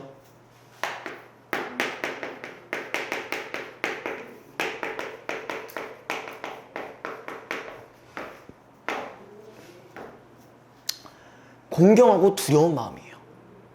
좀 뭔가 말이 이상하죠? 그러니까 이게 뭐냐면요. 혹시 기독교 다니시는 분이세요? 자. 특히 어떤 존재? 하나님이라는 존재, 그죠? 하나님의 하나님 아니야? 하나님이냐 모르겠다. 뭐가 맞냐? 똑같은가? 가끔 막 누가 막 하나밖에 없으니까 하나님 막 이렇게 하는데 뭐 이렇게 개그가 아니라 진짜 그렇게 말을 하는 사람도 있었다고. 내가 한 번 얘기했다. 너 그거 하나님이라고 하면 안 돼. 막 이러면서 막 나한테 뭐라고 했단 말이야. 저도 미션 스쿨 나왔거든요. 저 고등학교 미션 스쿨 나왔거든요. 아니 그거 뭐라 하는 거야?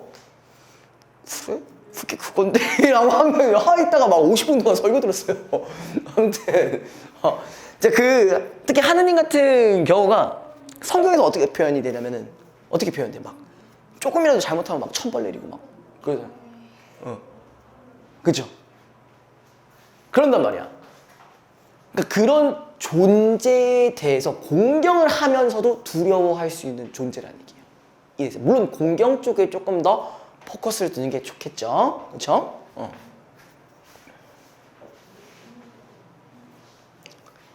자, 그 다음에 그러니까 어떤 사람들, 이 자아가 실현이 자아성찰이 제대로 된 사람한테는 이런 것들을 알겠다. 그 다음에 밑에 또 있어요. 아침 저녁 네 머리 위에 쇠양아리 찢고 티 없이 맑은 구원의 하늘을 마실 수 있는 사람은 뭐래? 연민을 하리라. 그럼 얘는 외경도 알 수 있고, 이거 말고도 연민도 알 수 있다라는 거예요.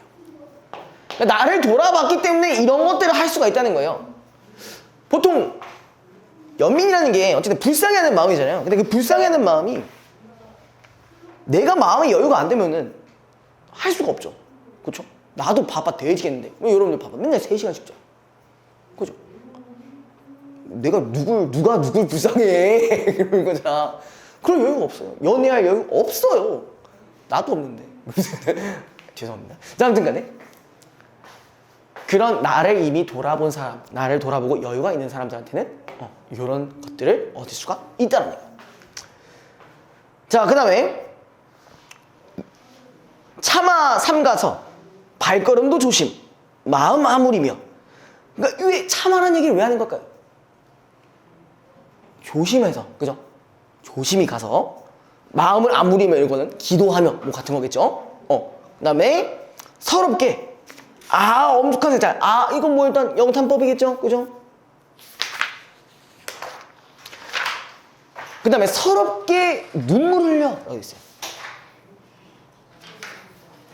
근데 여기서 끝난 게 아니라 밑에 살아가리란 말이 있는 거 보니까, 자, 여기는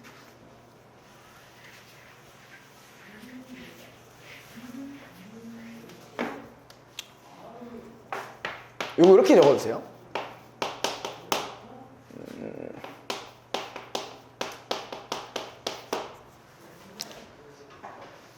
자, 서럽게 눈물 흘려 다음에 살아가기가 바로 때려도 되는 거잖아. 그죠? 근데 그게 아닌 거죠.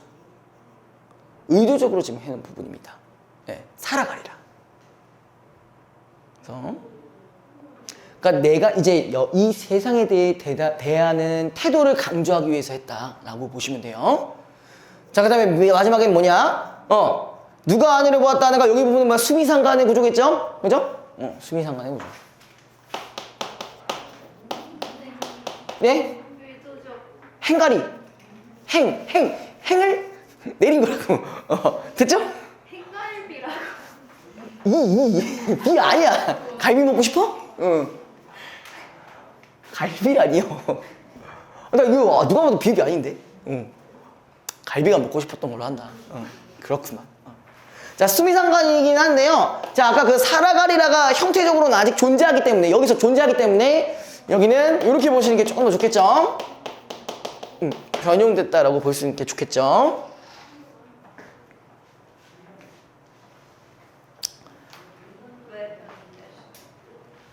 봐봐. 우리 밑에 그 어디에 있냐면 여기 처음에 나의 첫 번째 부분은 누가 하늘을 보았다는 거 이게 쭉쭉 있잖아요. 세 줄이. 근데 여기 마지막 연에서는 뭐라고 돼 있어? 살아가리가 아직 있잖아. 그지? 그러니까 세 부분은 똑같은데 하나가 조금 다른 부분이 있어서 변형이라고 한 거다. 뭐 수미상관으로 하셔도 되긴 한데 이거 학교에서 어떻게 말했는지에 따라 좀 다르게 하면 될 것 같은데요? 이거는. 자, 그 다음에 문제 안 하면 안 돼요. 왜요? 안 해도 돼요? 왜? 왜?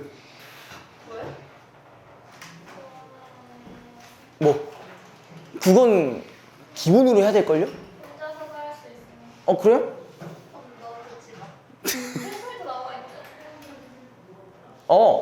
제가 뭐 해설만 읽는 건 아니잖아요. 해설. 자, 볼게요. 제가 해설은 일부러 넣어놓은 거예요. 여러분들 혼자 또 하실 때 더 보시라고. 그 다음에 여기서도 제가 이 해설 외의 것들에 대한 설명도 들어가는 경우가 있기 때문에 그래서 참고하시면 되는 거예요. 자, 볼게요. 가와 나의 공통적으로 적절한 것은 자, 1번 시적 대상을 의인화가 있었나요? 의인화 없었죠. 그죠? 그 다음에 2번 의문의 형식을 사용하여 주제의식이 나타나고 있다라고 되어 있는데 일단 나는 확실히 있죠. 그죠? 보았다 하는가? 아니 의문 형식 있죠. 자, 그 다음에 가 부분에서는 뭐야? 처음에 있죠. A 부분에 있네요. 이다지도 욕될까? 있죠. 이 부분이 정답이겠네요. 자, 근데 3번에 동일한 식구 있어요? 가에 없어? 가에는 없죠. 가에는 없는데 나에는 있죠. 그죠? 동일한 식구는 있는데 가치를 강조하고 있는지는 어렵죠. 그 다음에 4번 계절적 이미지 여기 없었죠. 그 다음에 함께 행동하기를 요청하는 어조. 자, 요청하는 어조라고 했으니까 이거 무슨 법인지 아세요? 청유법이라고 그래요. 예. 요청한다. 그러니까 부탁한다. 청유법이에요. 청유법이라는 건 예를 들어 뭐냐면은 뭐뭐 하자. 뭐 이런 것들이잖아요. 이런 것들을 청유법이라고 하는데 자, 그런 부분들은 없었죠. 자, 넘어갑시다. 오히려 근데 이건 뭘로 보셔야 돼? 아까 제가 중간에 이런 말 했어요. 닦아라, 찢어라. 뭐 명령영어조 있었죠. 청유형이 아니라 명령영어조로 보셔야 됩니다. 자, 그 다음에 2번. 자, A에서 E를 감상한 내용으로 적절하지 않은 것은 자, A 부분이 아마 참여력 부분이겠네요. 그죠? 자, 이 자체도 욕될까 부분. A를 통해 화자가 스스로에게 부끄러움을 뭐 욕됐다. 나에 대해서 부정적으로 바라보고 있으니까 맞겠죠? 다음 2번. B를 통해 화자가 미래의 자신의 참여록에 적힐 내용을 예상하고 있음을 알고 있다. 그쵸? 이런 뭐 이렇게 했던가? 라고 나와 있으니까 그죠? 그 다음 3번. C를 통해 화자가 현실을 그릇되게 인식하고 있는 사람들의 태도를 지적하고 있다. C가 지금 뭐야?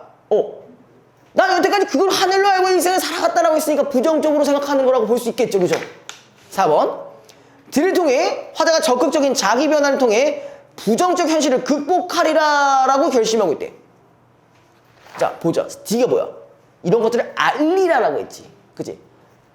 어떤 공경, 두려움 이런 것들을 안다고 했지 이거를 내가 이 현실을 극복하겠다라고 보기에는 없죠.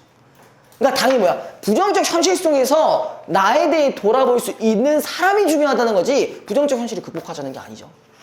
그죠? 그래서 4번이고요. 5번 이를 통해 화자가 진정한 현실을 깨달은 사람들의 모습을 떠올리고 있음. 뭐야? 그치요. 부정적인 현실이니까. 그죠? 넘어갈게요. 자, 3번 기억의 사람과 니은의 사람들. 자, 기억의 사람이 어딨냐? 기억의 사람. 슬픈 사람이죠. 본인을 얘기하는 거겠죠. 그 다음에 니은의 사람들. 뭐야? 다른 사람한테 얘기하고 있는 거잖아.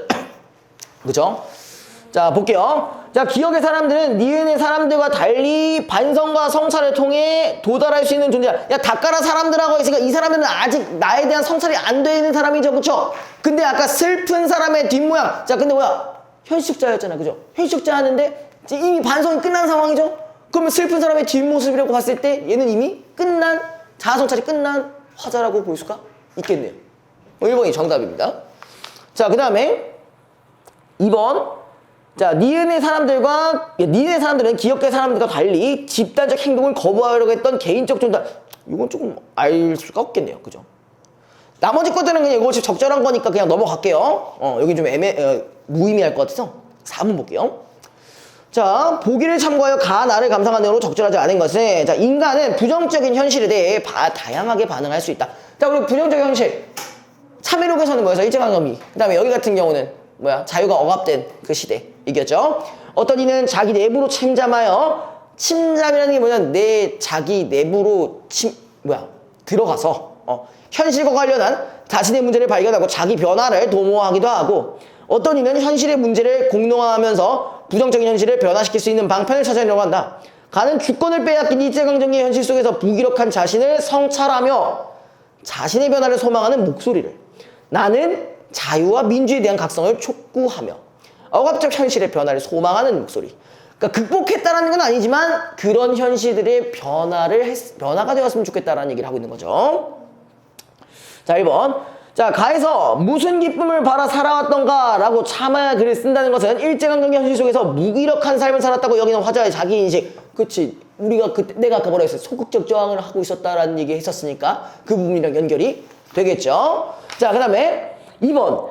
그 나에서 어느 즐거운 날에 참회력을 써야 한다라고 한 것은 주권을 되찾기 전에는 진정한 자기 반성이 불가능하다. 아니, 그때가 아니라 우리가 광복이 됐을 때 또 그때 쓰게 된다라는 얘기를 했었잖아. 그죠? 키 왜 이렇게 커 보이지? 키 몇이세요? 몇이세요? 아니, 서 있어서 그런가? 이렇게까지 컸었나? 막 보고 있었어요. 자, 아무튼 자, 요거는 어떻게 해야 된다고? 우리가 광복을 하게 되면 내가 쓰겠다라는 얘기를 한 거니까 자기 반성이 불가능하다는 게 아니라 이미 나는 지금 하고 있었잖아. 그죠? 그때부터 계속 반성을 하고 있었잖아요. 그래서 2번이 틀렸고요. 3번. 가에서 밤마다 나의 거울을 닦아보자고 한 것은 뭐 이거는 그냥 말 그대로 성찰과 관련된 거겠죠. 부정적 현실에 대응하는 방식으로 자신의 성찰을 변화시키려는 화자의 태도 연결이 될 거고요. 4번. 나에서 네가 본 먹구름과 쇠 항아리라고 한 것은 당연히 부정적 현실이겠죠. 억압적 현실을 자각하지 못하는 사람들에게 각성을 촉구하는 하자의 태도. 맞는 말이겠네요. 그죠? 이거 찢으라고 했으니까. 자, 5번. 나에서 누가 구름 한 자락 없이 맑은 하늘을 보았다 하는가 라고 한 것은 자유와 민주를 누리지 못한 현실을 공론하여. 그러니까 우리 복이랑 연결하면 연결이 되겠죠. 현실을 변화시키려는 화자의 인식을 드러낸다는 맞는 말이겠네요. 자, 그래서 답이 2번이고요.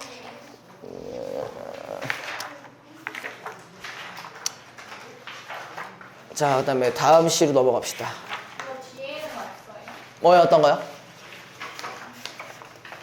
뭐? 뒤에가 문제네요. 네, 다 뒤에가 문제입니다. 자, 어디 하실 거냐면은 67페이지 볼게요.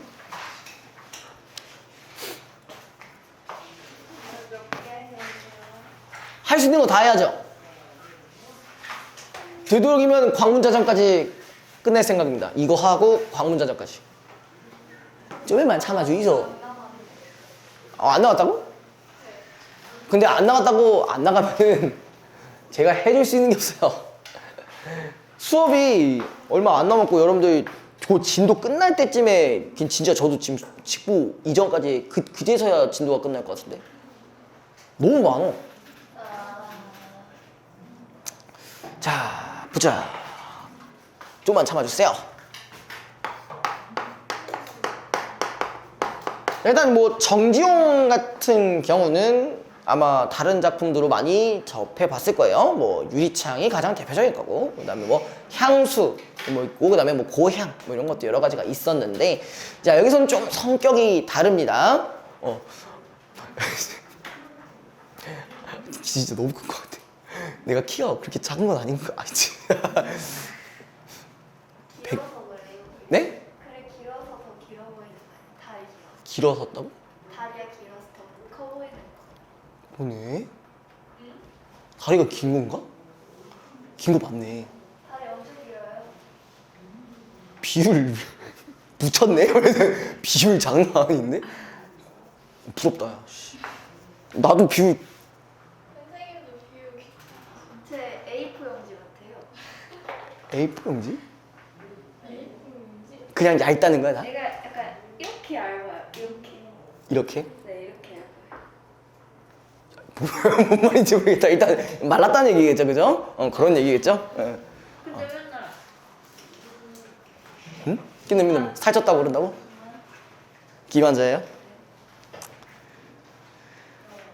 그러니까 저도 비율이 일반인 치고 나쁘지 않다는 생각을 하고 있는데, 내가 그냥 상대가 안 돼. 이거 난 그냥 개찔밥, 잡밥이야, 잡. 약간. 얘는 진짜 좀 이상해. 또 우리나라 사람 아닌 거 아니야, 이 정도면? 자, 볼게요. 자, 일단 요 제목 자체가 아까 제가 일반적이지 않다고 했어요. 그러니까 정지용의 일반적인 시랑은 좀 다른 내용이라고 했었고요. 그리고 그의 지금 반이라고 했는데, 자, 이 반이라는 건 뭐야? 내 입장에서 그의 반이 나래. 그럼 나는 누구 없으면 살 수가 없는 거예요. 그가 없으면 살 수 없는 거예요.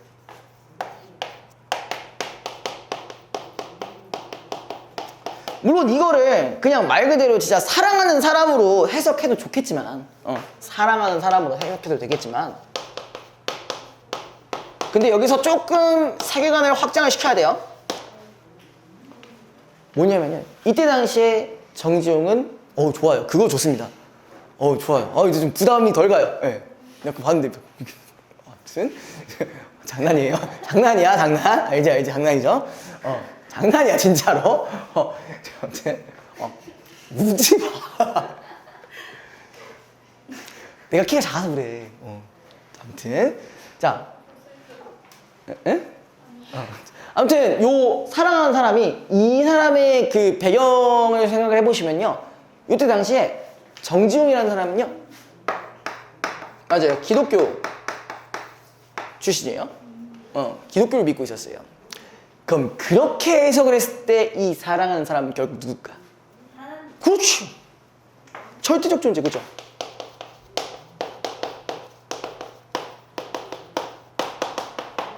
당연히 하느님. 이거 하나님이라고 이렇게 말하면 그런 거 말 안 됩니다. 알겠죠? 그냥 비슷한 느낌이라고 보시면 돼요. 알겠죠? 그러니까 요렇게 해석해도 좋겠지만, 자, 이렇게 해석하시는 게 조금 더 적합하다라는 거. 그러면 좀 요 부분이 이해가 될 거예요. 그냥 사랑하는 사람인데 뭐 이렇게 찬양을 하고 앉아 있어? 이렇게 닫기가 힘들어? 이렇게 보기가 힘들어? 이렇게 해석할 수가 있으니까 요걸로 인식을 하면 조금 더 쉬울 거예요. 자, 보도록 합시다.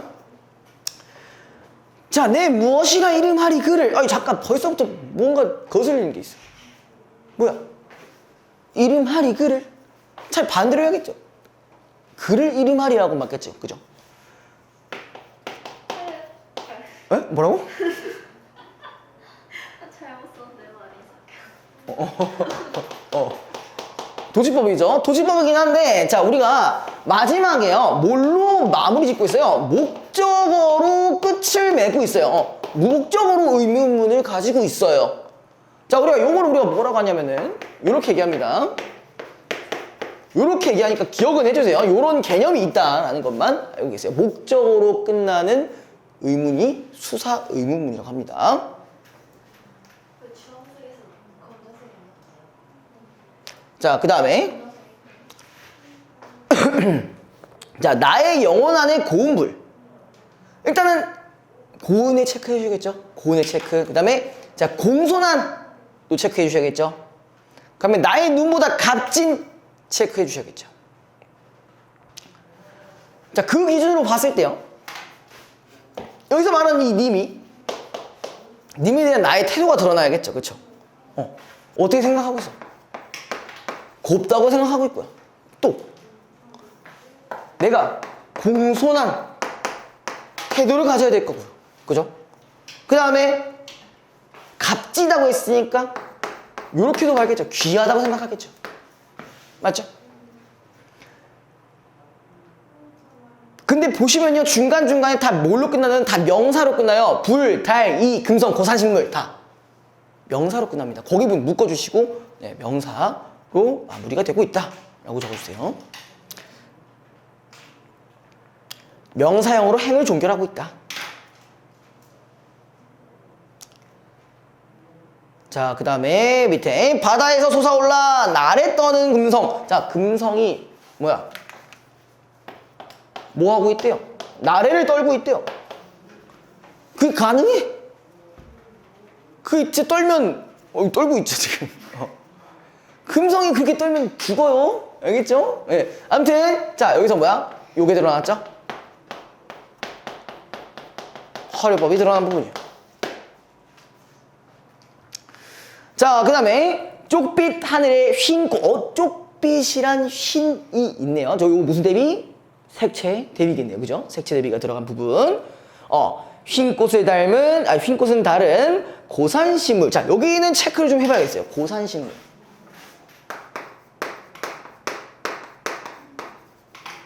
요거 나갔어요, 근데? 나갔죠? 안 나가나? 근데 이거 나가다 말았는데. 에잉? 아무튼. 자, 고산식물은 어디예요? 말 그대로 산 위에 있는 거죠. 엄청나게 위에 있는 거예요. 자, 근데 요 부분에서 그러면 어쨌든 보기가 힘든 거고 가기까지가 힘들겠죠. 그럼 여기서 님과 나의 뭐가 있다? 안 돼. 내 핑크. 쓸 만큼 쓴 것 같아요. 자, 요거 안에 이제 거리감이 드러나는 거죠. 거리감.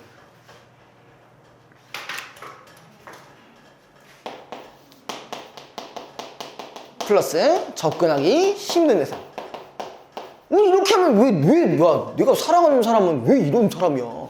접근하기 힘든 사람. 이상하잖아요. 근데 요거 기준으로 가면은 확실히 이해가 되시겠죠? 하나님, 우리가 접근하기 쉽냐? 언제 만나? 우리 기도를 하거나 죽어야 만날 수 있어요. 알겠죠? 죽어야 만날 수 있어요. 왜? 아니야? 잠깐만. 완전 진심이에요. 잘못 말씀하시면 안 돼요. 아니에요. 저 잘 몰라요. 나 탈룰라 그거 하게 하는 그런 느낌인데. 죄송합니다. 저도 이런 걸, 이게 원래 종교 같은 경우는 함부로 얘기하면 안 돼요. 원래 종교, 정치 이런 거 함부로 진짜 얘기하면. 몰라요. 알겠습니다. 저번에 한번 했다가 엄청 뭐라 했잖아. 뭐라고 그랬지? 기억 안 나니까 엄청 뭐라 그랬어. 이상한 말 했어. 자, 안 했어. 내가 지금. 알겠습니다. 자, 그래서 나의 가지에 머물지도 않고 나의 나라에서도 멀다. 그러니까 아까 요 부분이 계속 언급되는 거죠. 서로 나를 기준으로 했을 때 만나기 상당히 힘든 사람인 거예요. 그죠? 그 다음에 홀로 어여삐 스스로 한가로워 항상 머니 여기서 똑같이 요 계속 들어가고요. 그 다음에 나는 사랑을 모르노라 오로지 뭐래 수구릴 뿐이라고 했어요. 자, 이 수구리는 이유가 뭘까요? 기본적으로 수구려서 뭐해? 뭐 하는 거예요? 순종하는 거죠. 그죠? 순종하고 따르는 거예요. 그죠? 응.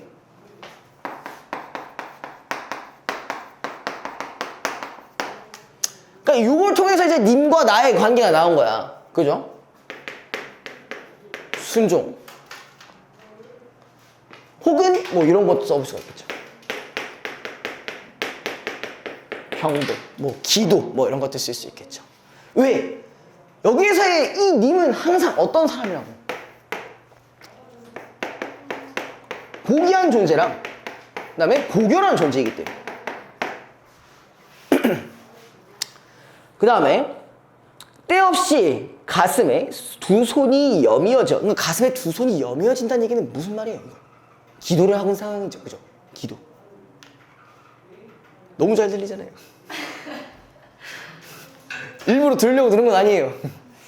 들려요. 응. 자, 아무튼 구비구비 돌아나간 시름의 황혼길 위에. 자, 여기 시름의 황혼길 이렇게 좀 묶어주세요. 뭐라는 거야 지금? 얘는 그럼에도 지금 뭐 하고 있대요? 시름을 하고 있대요. 그죠? 그 다음에 어디서? 어떤 길에서. 그럼 이렇다는 얘기는 난 지금 어떤 상황이냐? 방황을 하고 있는 상황이네요. 그죠? 그 다음에 자, 밑에 나 바다 이편에 남긴. 하필 또 뭐야? 바다야. 바다 위에 바다 이편에 남긴 그의 반임을. 그러니까 이미 여기서도 거리감이 드러나는 부표현이겠죠. 그죠? 자, 그 다음에 밑에 그의 반임을 고이 지니고 건너라. 자, 여기서 중요한 부분이야. 그의 반이라는 걸 잊지 않겠다. 그럼 그렇다는 얘기는 이 반이 사실 나은 거잖아. 그치? 그럼 이 얘기는 뭐야? 사실 반대로 생각하면 나의 반도 그야. 그러니까 나라는 존재에서 그가 없으면 된다, 안 된다? 안 된다는 얘기겠죠. 그러면 이건 어떻게 보면요, 요렇게도 해석이 가능한 거예요.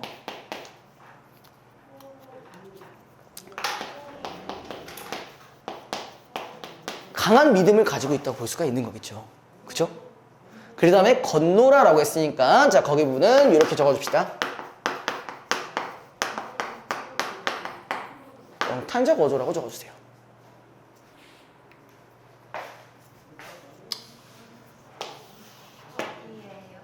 네, 밑에 건노라 건노라요, 건노라.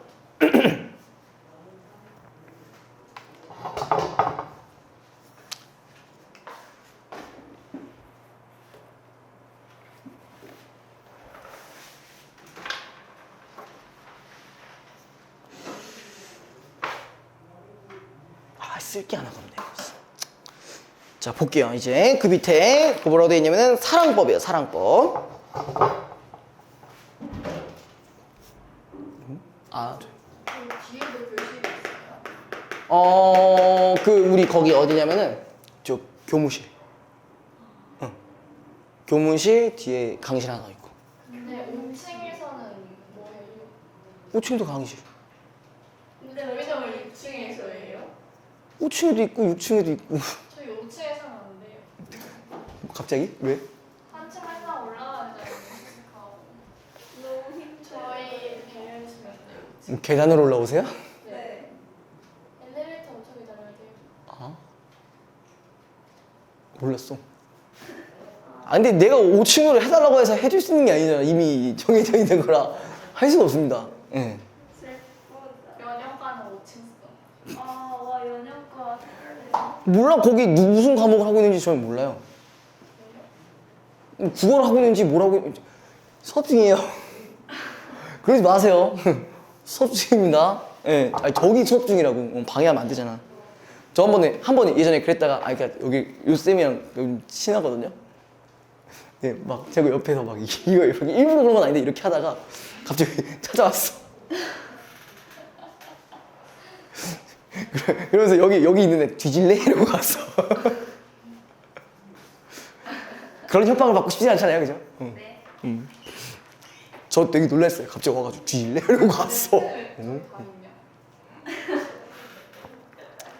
자, 볼게요. 자, 떠나고 싶은 자 떠나게 하고 잠들고 싶은 자 잠들게 하고. 일단 뭐가 나왔어요? 대구 나왔죠? 그죠? 요것도 같이 연결 가능하겠죠? 유사한 문장 구조. 유사한 문장 구조의 반복. 그럼 떠나고 싶은 자라는 건 뭐예요? 이별하고 싶은 새끼 꺼져. 이거잖아. 이별하라고 하고. 왜요? 아, 그래요? 저 이상하게 얘기한 줄 알았어요. 그 다음에 잠들고 싶은다, 잠들게. 여기서 잠든다라는 얘기 죽음이 될 수도 있겠죠? 죽고 싶은 자 죽으라고? 아니, 그런 건 아니겠는데. 아무튼 떠나고 싶은 자가 이별을 해야 될 사람들한테는 이별을 하고. 그럼 이런 태도가 무슨 태도일까요?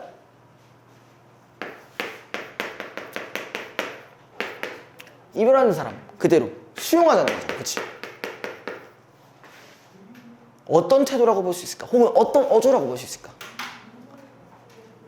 솔직히 이별이라는 거는 물론 겪어보지 않았겠지만 그렇겠지만 슬픈 일입니다. 그죠? 그럼 이런 부분에 대해서 내가 어떤 태도를 가지고 있다? 담담한 태도를 가지고 있다. 보통 그게 언제냐면은 한 장기연애 하실 때 제가 8년을 사귀었었는데 예전이에요. 예전에 이제 전이었지. 근데 헤어질 때 진짜 없었습니다. 그냥 보내야지 어떡해. 그거 붙여볼 거야? 이미 망했어. 울지 마. 그게 아니라 이제 물론 그 당일에는 좀 울었지만 게을렀지만 그래도 어쩔 수 없잖아. 보내줘야죠. 그렇게 성장하는 겁니다. 약 파는 것 같아요? 자, 그 다음 밑에 뭐라고? 그러고도 남는 시간은 뭐한다? 침묵할 것이라고 되어 있어요. 침묵할 것. 자, 여기 되게 뭔가 딱딱한 느낌으로 끝났어요. 그죠? 단정적 오조가 들어가겠죠. 그리고 침묵이라는 건 이런 상황에서 침묵을 한다는 얘기는 뭐에 대해서 집중하자는 거야? 나에 대해서 집중하자는 얘기야. 나에 대해서. 나의 조용히 하고 나 혼자 되돌아보자는 얘기야. 그럼 여기도 마찬가지. 침묵 자체가 성찰적 태도가 되는 거겠죠.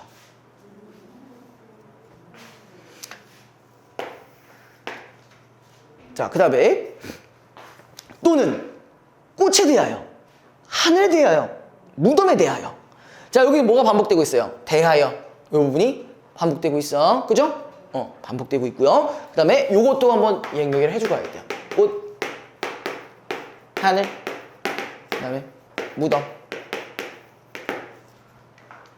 자, 꽃이라는 거는 뭐에 해당하는 거냐면은 자신이 좋아하는 어떤 가치를 얘기하는 거고요. 그 다음에 하늘 같은 경우 이건 너무 많이 나왔지. 아까도 나왔었잖아. 그치? 뭐 있었어요? 이상, 뭐 꿈, 뭐 희망, 뭐 소망, 뭐 이런 것들이 있겠죠. 그죠? 그죠? 무덤은 죽음밖에 없겠죠. 그죠? 죽음.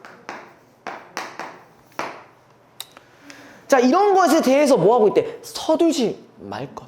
그러니까 너무 급하게 생각하지 말라는 얘기예요. 그러니까 어떻게 받아들이라는 거예요. 담담하게 받아들이고 초연하게 받아들이자. 뭐 이런 얘기입니다. 이런 것들에 대해서요. 여러분들이 항상, 아니 항상이 아니라 연애를 하든 뭘 하든 주의해야 될 게 있습니다. 하지 말아야 될 거. 급발진. 이거 어떻게 담담하게 하시라고. 화이팅 하시라고. 급발진 하지 마시라고. 그러니까 담담하게 초연하게 생각해달라는 얘기입니다. 자, 그 다음에 넘어가시고요. 자, 그 다음에 그대 살 속에 지금 뭐야 그대라는 뭐가 들어갔어요? 청자가 들어갔었고 그 다음에 살 속이라고 했으니까 자 보통 살 속이면 이제 뭐겠어요? 어디까지 들어가야 돼? 내면까지 들어가야겠죠. 그죠? 아까 계속 성찰적인 태도가 드러났으니까 여기서 그럼 그게 내면이라고 보셔야겠죠. 그 다음에 오래전에 굳은 날개와 흐르지 않는 강물과 누워있는 구름이라고 했어요. 자, 여기서 봐야 될 거는 이제 오래전에 굳은 날개야. 자, 우리가 날개를 달고 그럼 어디를 가겠어요? 어디 가겠어? 하늘 가겠지? 그러면 이 얘기는 뭐냐? 여기랑 여기를 가능해요. 굳은 날개야. 날아갈 수가 없어. 그쵸? 그럼 뭐가 포기된 상황이야? 방금 얘기했던 이상과 꿈이 이런 것들을 포기한 상황인 거죠. 그죠? 자, 그 다음에 누워있는 게 이거 시연의 반복이라고 보시면 되겠죠? 그 다음에 결코 잠 깨지 않는 별을 야 지금 이번에 또 뭐가 나오냐 이 별이 깨지가 않았대요. 그럼 이 얘기는 뭐냐? 우리 보통 별도 어쨌든 하늘에 있는 존재니까 희망으로 볼 수 있겠죠. 근데 깨지가 않아. 희망이 없는 상황. 그죠? 희망이 없는 상황.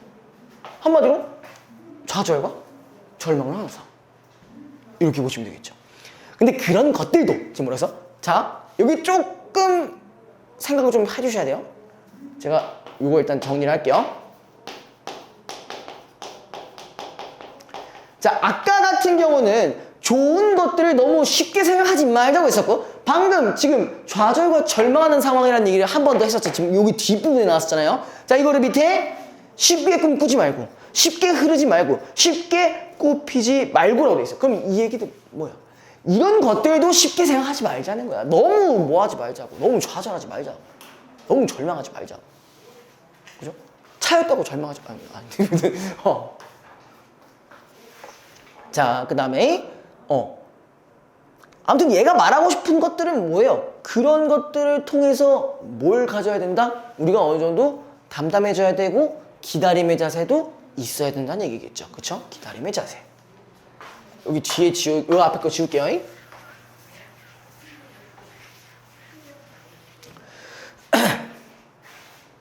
자, 그 다음에 자, 그 밑에 이런 말이 있습니다. 실눈으로 볼 것이라고 했어요. 실눈으로 볼 것.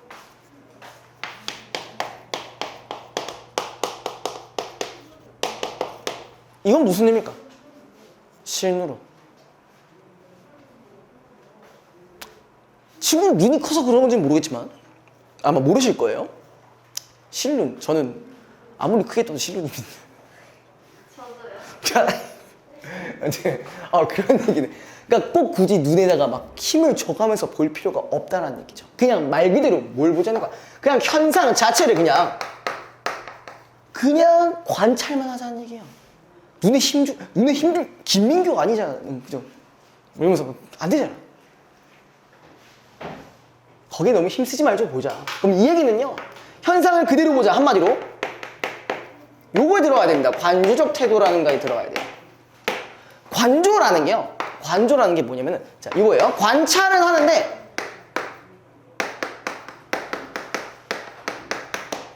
주관이 없어야 되고 감정이 없어야 돼요. 그게 관조적 태도예요. 이해됐어요? 자, 그래서 뭐라고 되어 있냐 밑에 떠나고 싶은 자 홀로 떠나는 모습을 잠들고 싶은 자 홀로 잠드는 모습을 근데 뭐라고 했어? 그걸 어떻게 봐야 돼? 실눈으로 봐야 된다는 얘기잖아. 그러면은 자, 첫 번째 줄이랑 나머지 줄들 다 조합해봤을 때 요거 부분도 도치법이죠. 그죠? 맞죠? 이런 것들을 실눈으로 봐야 된다. 자, 그 다음에 가장 큰 하늘은 언제나 그의 등 뒤에 있다라고 했어요. 그럼 여기서 이제 하늘은 무슨 이미지일까요?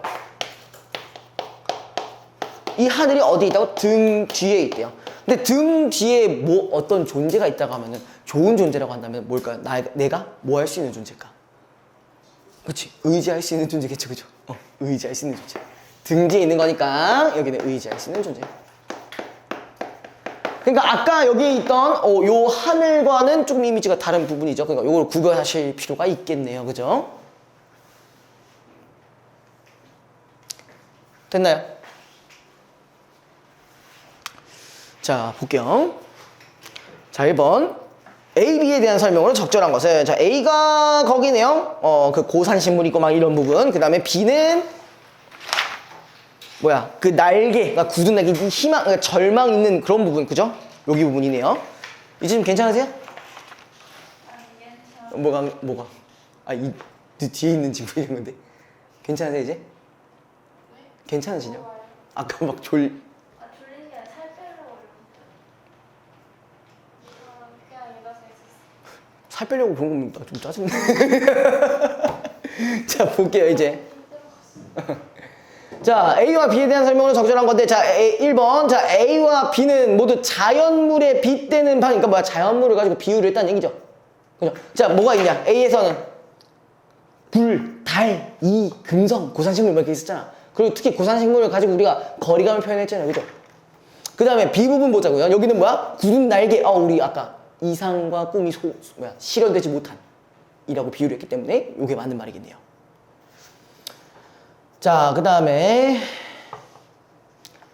넘어갑시다. 2번.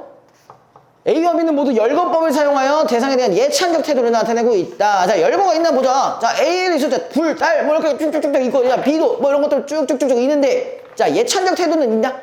없어요. 하나는 있지. 없어요. 아니, 없어요. 아니, 없는 게 아니라 있다고. A는 있겠지. 그죠? A는 있죠. B가 없죠. 네. 그 다음에 3번.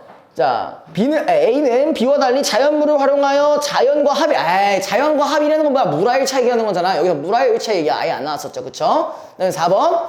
B는 A와 달리 공감각적 심상을 이용하여 애상적 분위기가 뭔데? 슬픈 분위기죠. 그죠? 공감적 심상이 있었나? 딱히 안 보이네요. 그죠? 넘어갑시다. 자, 정적인 이미지 그냥 거기 넘어갈게요. 자, 2번.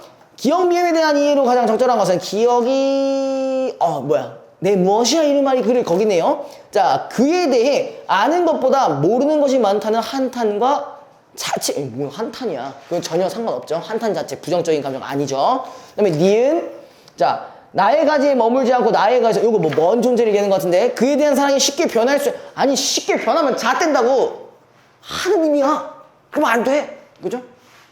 한탄이 뭐예요? 에? 탄식하는 거예요. 한스럽게 탄식. 내가 얘랑 왜 헤어져가지고 막 이런 느낌 있잖아요. 그런 거예요. 알겠죠? 자, 3번.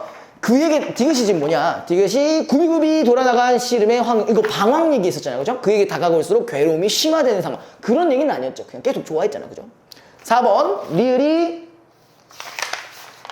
자, 리을이 쉽게 꿈꾸지 말고 거기 분이에요. 그대가 소망하는 삶이 언젠가는 반드시 이루어질 것임을 전달하고 반드시 이루어지는 게 아니라 그냥 일단 너무 그거에 대해서 뭐 하지 말라고 했어. 급발진하지 말라고 했잖아. 그냥 어느 초연하게 있다고 했잖아, 그죠? 그래서 이건 아니고요. 자, 5번 미음 가장 큰 하늘은 언제 이거 우리 의지할 곳은 가까이에 있다. 자, 그대가 바라는 세계는 특정한 삶의 태도를 지니면 반드시 찾을 수 있음을 그러니까 내가 좋아하는 그런 대상에는 가까이 있다라는 거, 대 등 뒤에 있다라는 부분이랑 연결이 가능하겠죠. 그다음에 3번 보기를 바탕으로 가 나를 감상한 내용으로 적절하지 않은 것은 자 가와 나는 각기 다른 사랑의 방식을 형성하고 있다. 가의 화자는 자 자신이 불완전한 존재임을 인정하며 자 그 밑줄 절대적 존재인 그를 사랑하고 경외하는 방식으로 고결한 모습 밑줄 고결한 모습도 밑줄 절대적 존재 밑줄.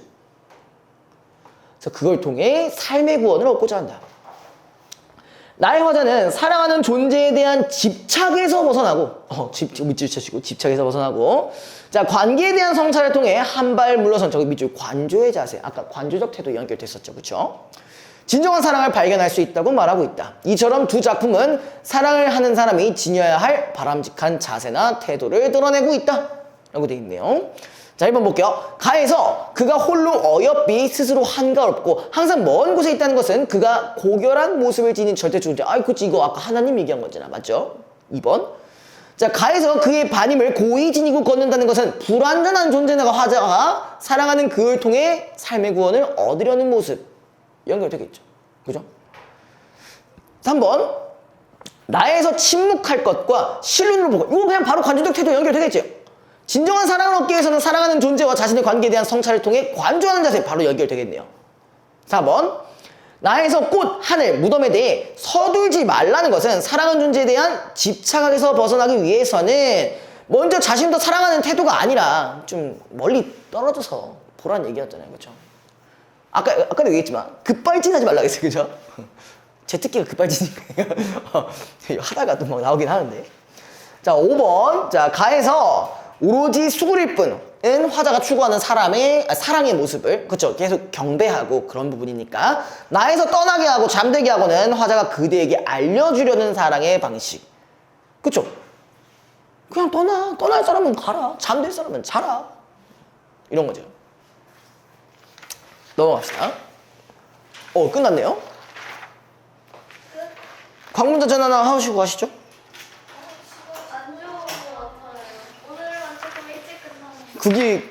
매주 저러시는 것 같은데요? 근데 매주 2시에 끝났잖아요. 몇 시에 끝났지? 10시 45분이에요. 아, 그랬어? 네. 그렇게 머리 했냐? 네.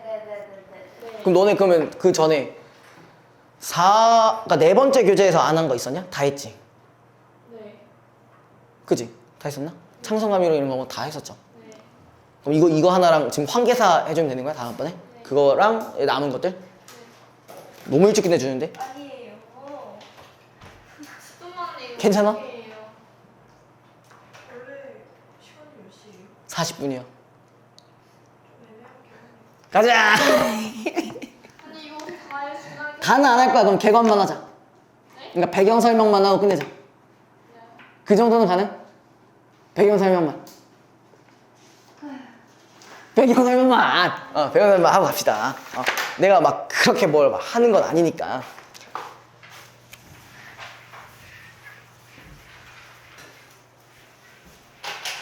자, 저기 어디냐면은 32페이지고요. 필요가 없지 않나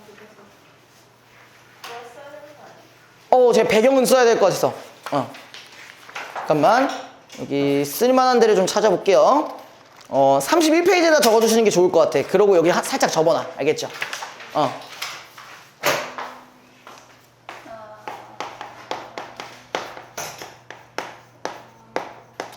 본문 안 할 거야. 개관만 나갈 거니까 걱정하지 마. 자, 일단은 이 광문자전 같은 경우는 자 누가 지었다? 박지원이 졌었는데 자, 이 친구 어떤 사람? 뭐라고? 뭔 사람? 양반. 양반이 못 되네요. 실학자죠, 실학자. 그 사람 작품 어디서 들어봤어요. 네, 허생전. 우리 지원이. 아, 우리 시각사상이라고 한다면은 보통 아까 얘기했던 거 그거 기억나세요? 북벌론, 북학론. 네. 기억나요? 이 사람은 요 사람입니다. 북학론의 대표주자예요. 북학론의 대표주자. 그럼 이 얘기는 뭐냐? 말 그대로 우리가 청나라를 미워하지만 말고 뭐 하자? 배워보자 라는 게 북학론이었어요. 그죠? 자, 일단은 이 사람이 누군지를 알아야 돼. 우리 광문이요. 광문이는 어떤 사람이에요? 거지예요. 거지입니다, 거지. 아니, 진짜로. 진짜 거지예요. 어떤 사람들이요? 그러니까 상당히 천한 사람이죠. 거지. 근데 그럼 여기 35페이지 잠깐 볼까요? 잠깐만 볼게요. 거기 몇 개만 얘기해주고 갈게요. 자, 두 번째 줄부터 볼게요. 작품에서 주인공 광무는 자, 이렇게 돼 있어요. 비천한 거지지만 순수하고 인정이 있으며, 자, 여기서 이런 사람이지만 서도요. 순수하고 인정이 있고, 그 다음에 그 옆에 또 뭐가 있었냐고요? 정직하고 훌륭한 인격을 가진 인물. 자, 이런 인격을 가지고 있어요. 그럼 봐봐. 어떻게 보면 이 거지라는 부분은 외적 요소죠. 그죠? 여기 같은 경우 뭐야? 내적 요소죠. 그러니까 외적인 모습이 조금 비루하고 천할지어라도 뭐야? 내적 요소는 어떻다는 거야? 훌륭하다는 얘기를 지금 하고 있는 거예요. 이해됐어요? 저 이거 학교에서 했네요. 생각해보니까. 아, 멍미. 그런데 어저께 하지 않았어요. 자, 어제 했어요? 근데 왜 기억을 못하세요? 근데 보통 요거랑 관련된 비슷한 작품들이 몇 가지가 있어요. 아마 배웠을 수도 있어요.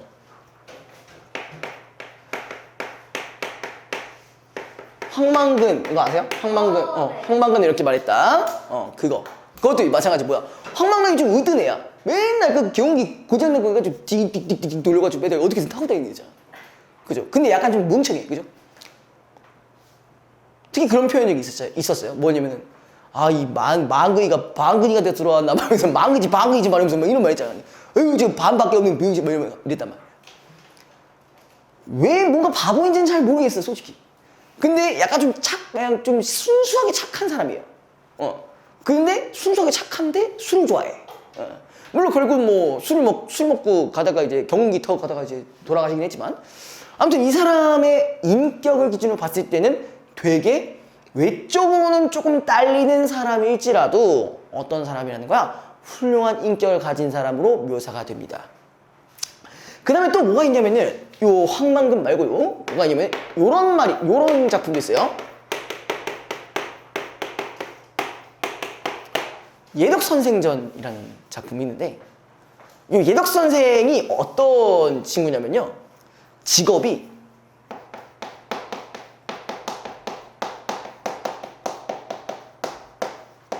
진짜 똥 푸는 사람이에요. 또 선생님 말씀 주셨는데. 이거 떼셨어요? 네. 똥 푸는 사람이에요. 그러니까 얘는 어떤 직업, 그러니까 물론 직업에 귀천이 없지만, 그러니까 거기서 나온 걸 빌려서 얘기하자면요, 이렇게 얘기하고 있어요. 천한 직업을 가진 사람이에요. 천한 직업을 가진 사람. 이지만 그럼에도 불구하고, 자, 똥 푸는 사람을 가지고 뭐라고 하고 여기 예스럽고 덕이 있는 선생님이라고 하고 있어. 그러니까 외적인 요소를 제외하더라, 외적인 요소랑 이거랑 상관없이 여기도 마찬가지 이러한 인격을 가지고 있다는 걸 알 수가 있는 거죠. 이런 부분들이 소재로 활용될 수 있으니까 좀 기억을 하고 계시고요. 근데 보통 이런 것들이 제시가 된다는 건요, 자, 공통적으로 이런 것들이 제시가 된다라는 건 무슨 얘기냐면요. 그 밑에 이런 말이 있습니다. 자, 그 세 번째 줄 보시면은 세속적인 욕망에 사로잡혀 겉모술성 행하기에 여념이 없는 양반 사회를 은근히 풍자하고 있다라고 했어요. 그러니까 한마디로 뭐야? 얘는 다 목적이.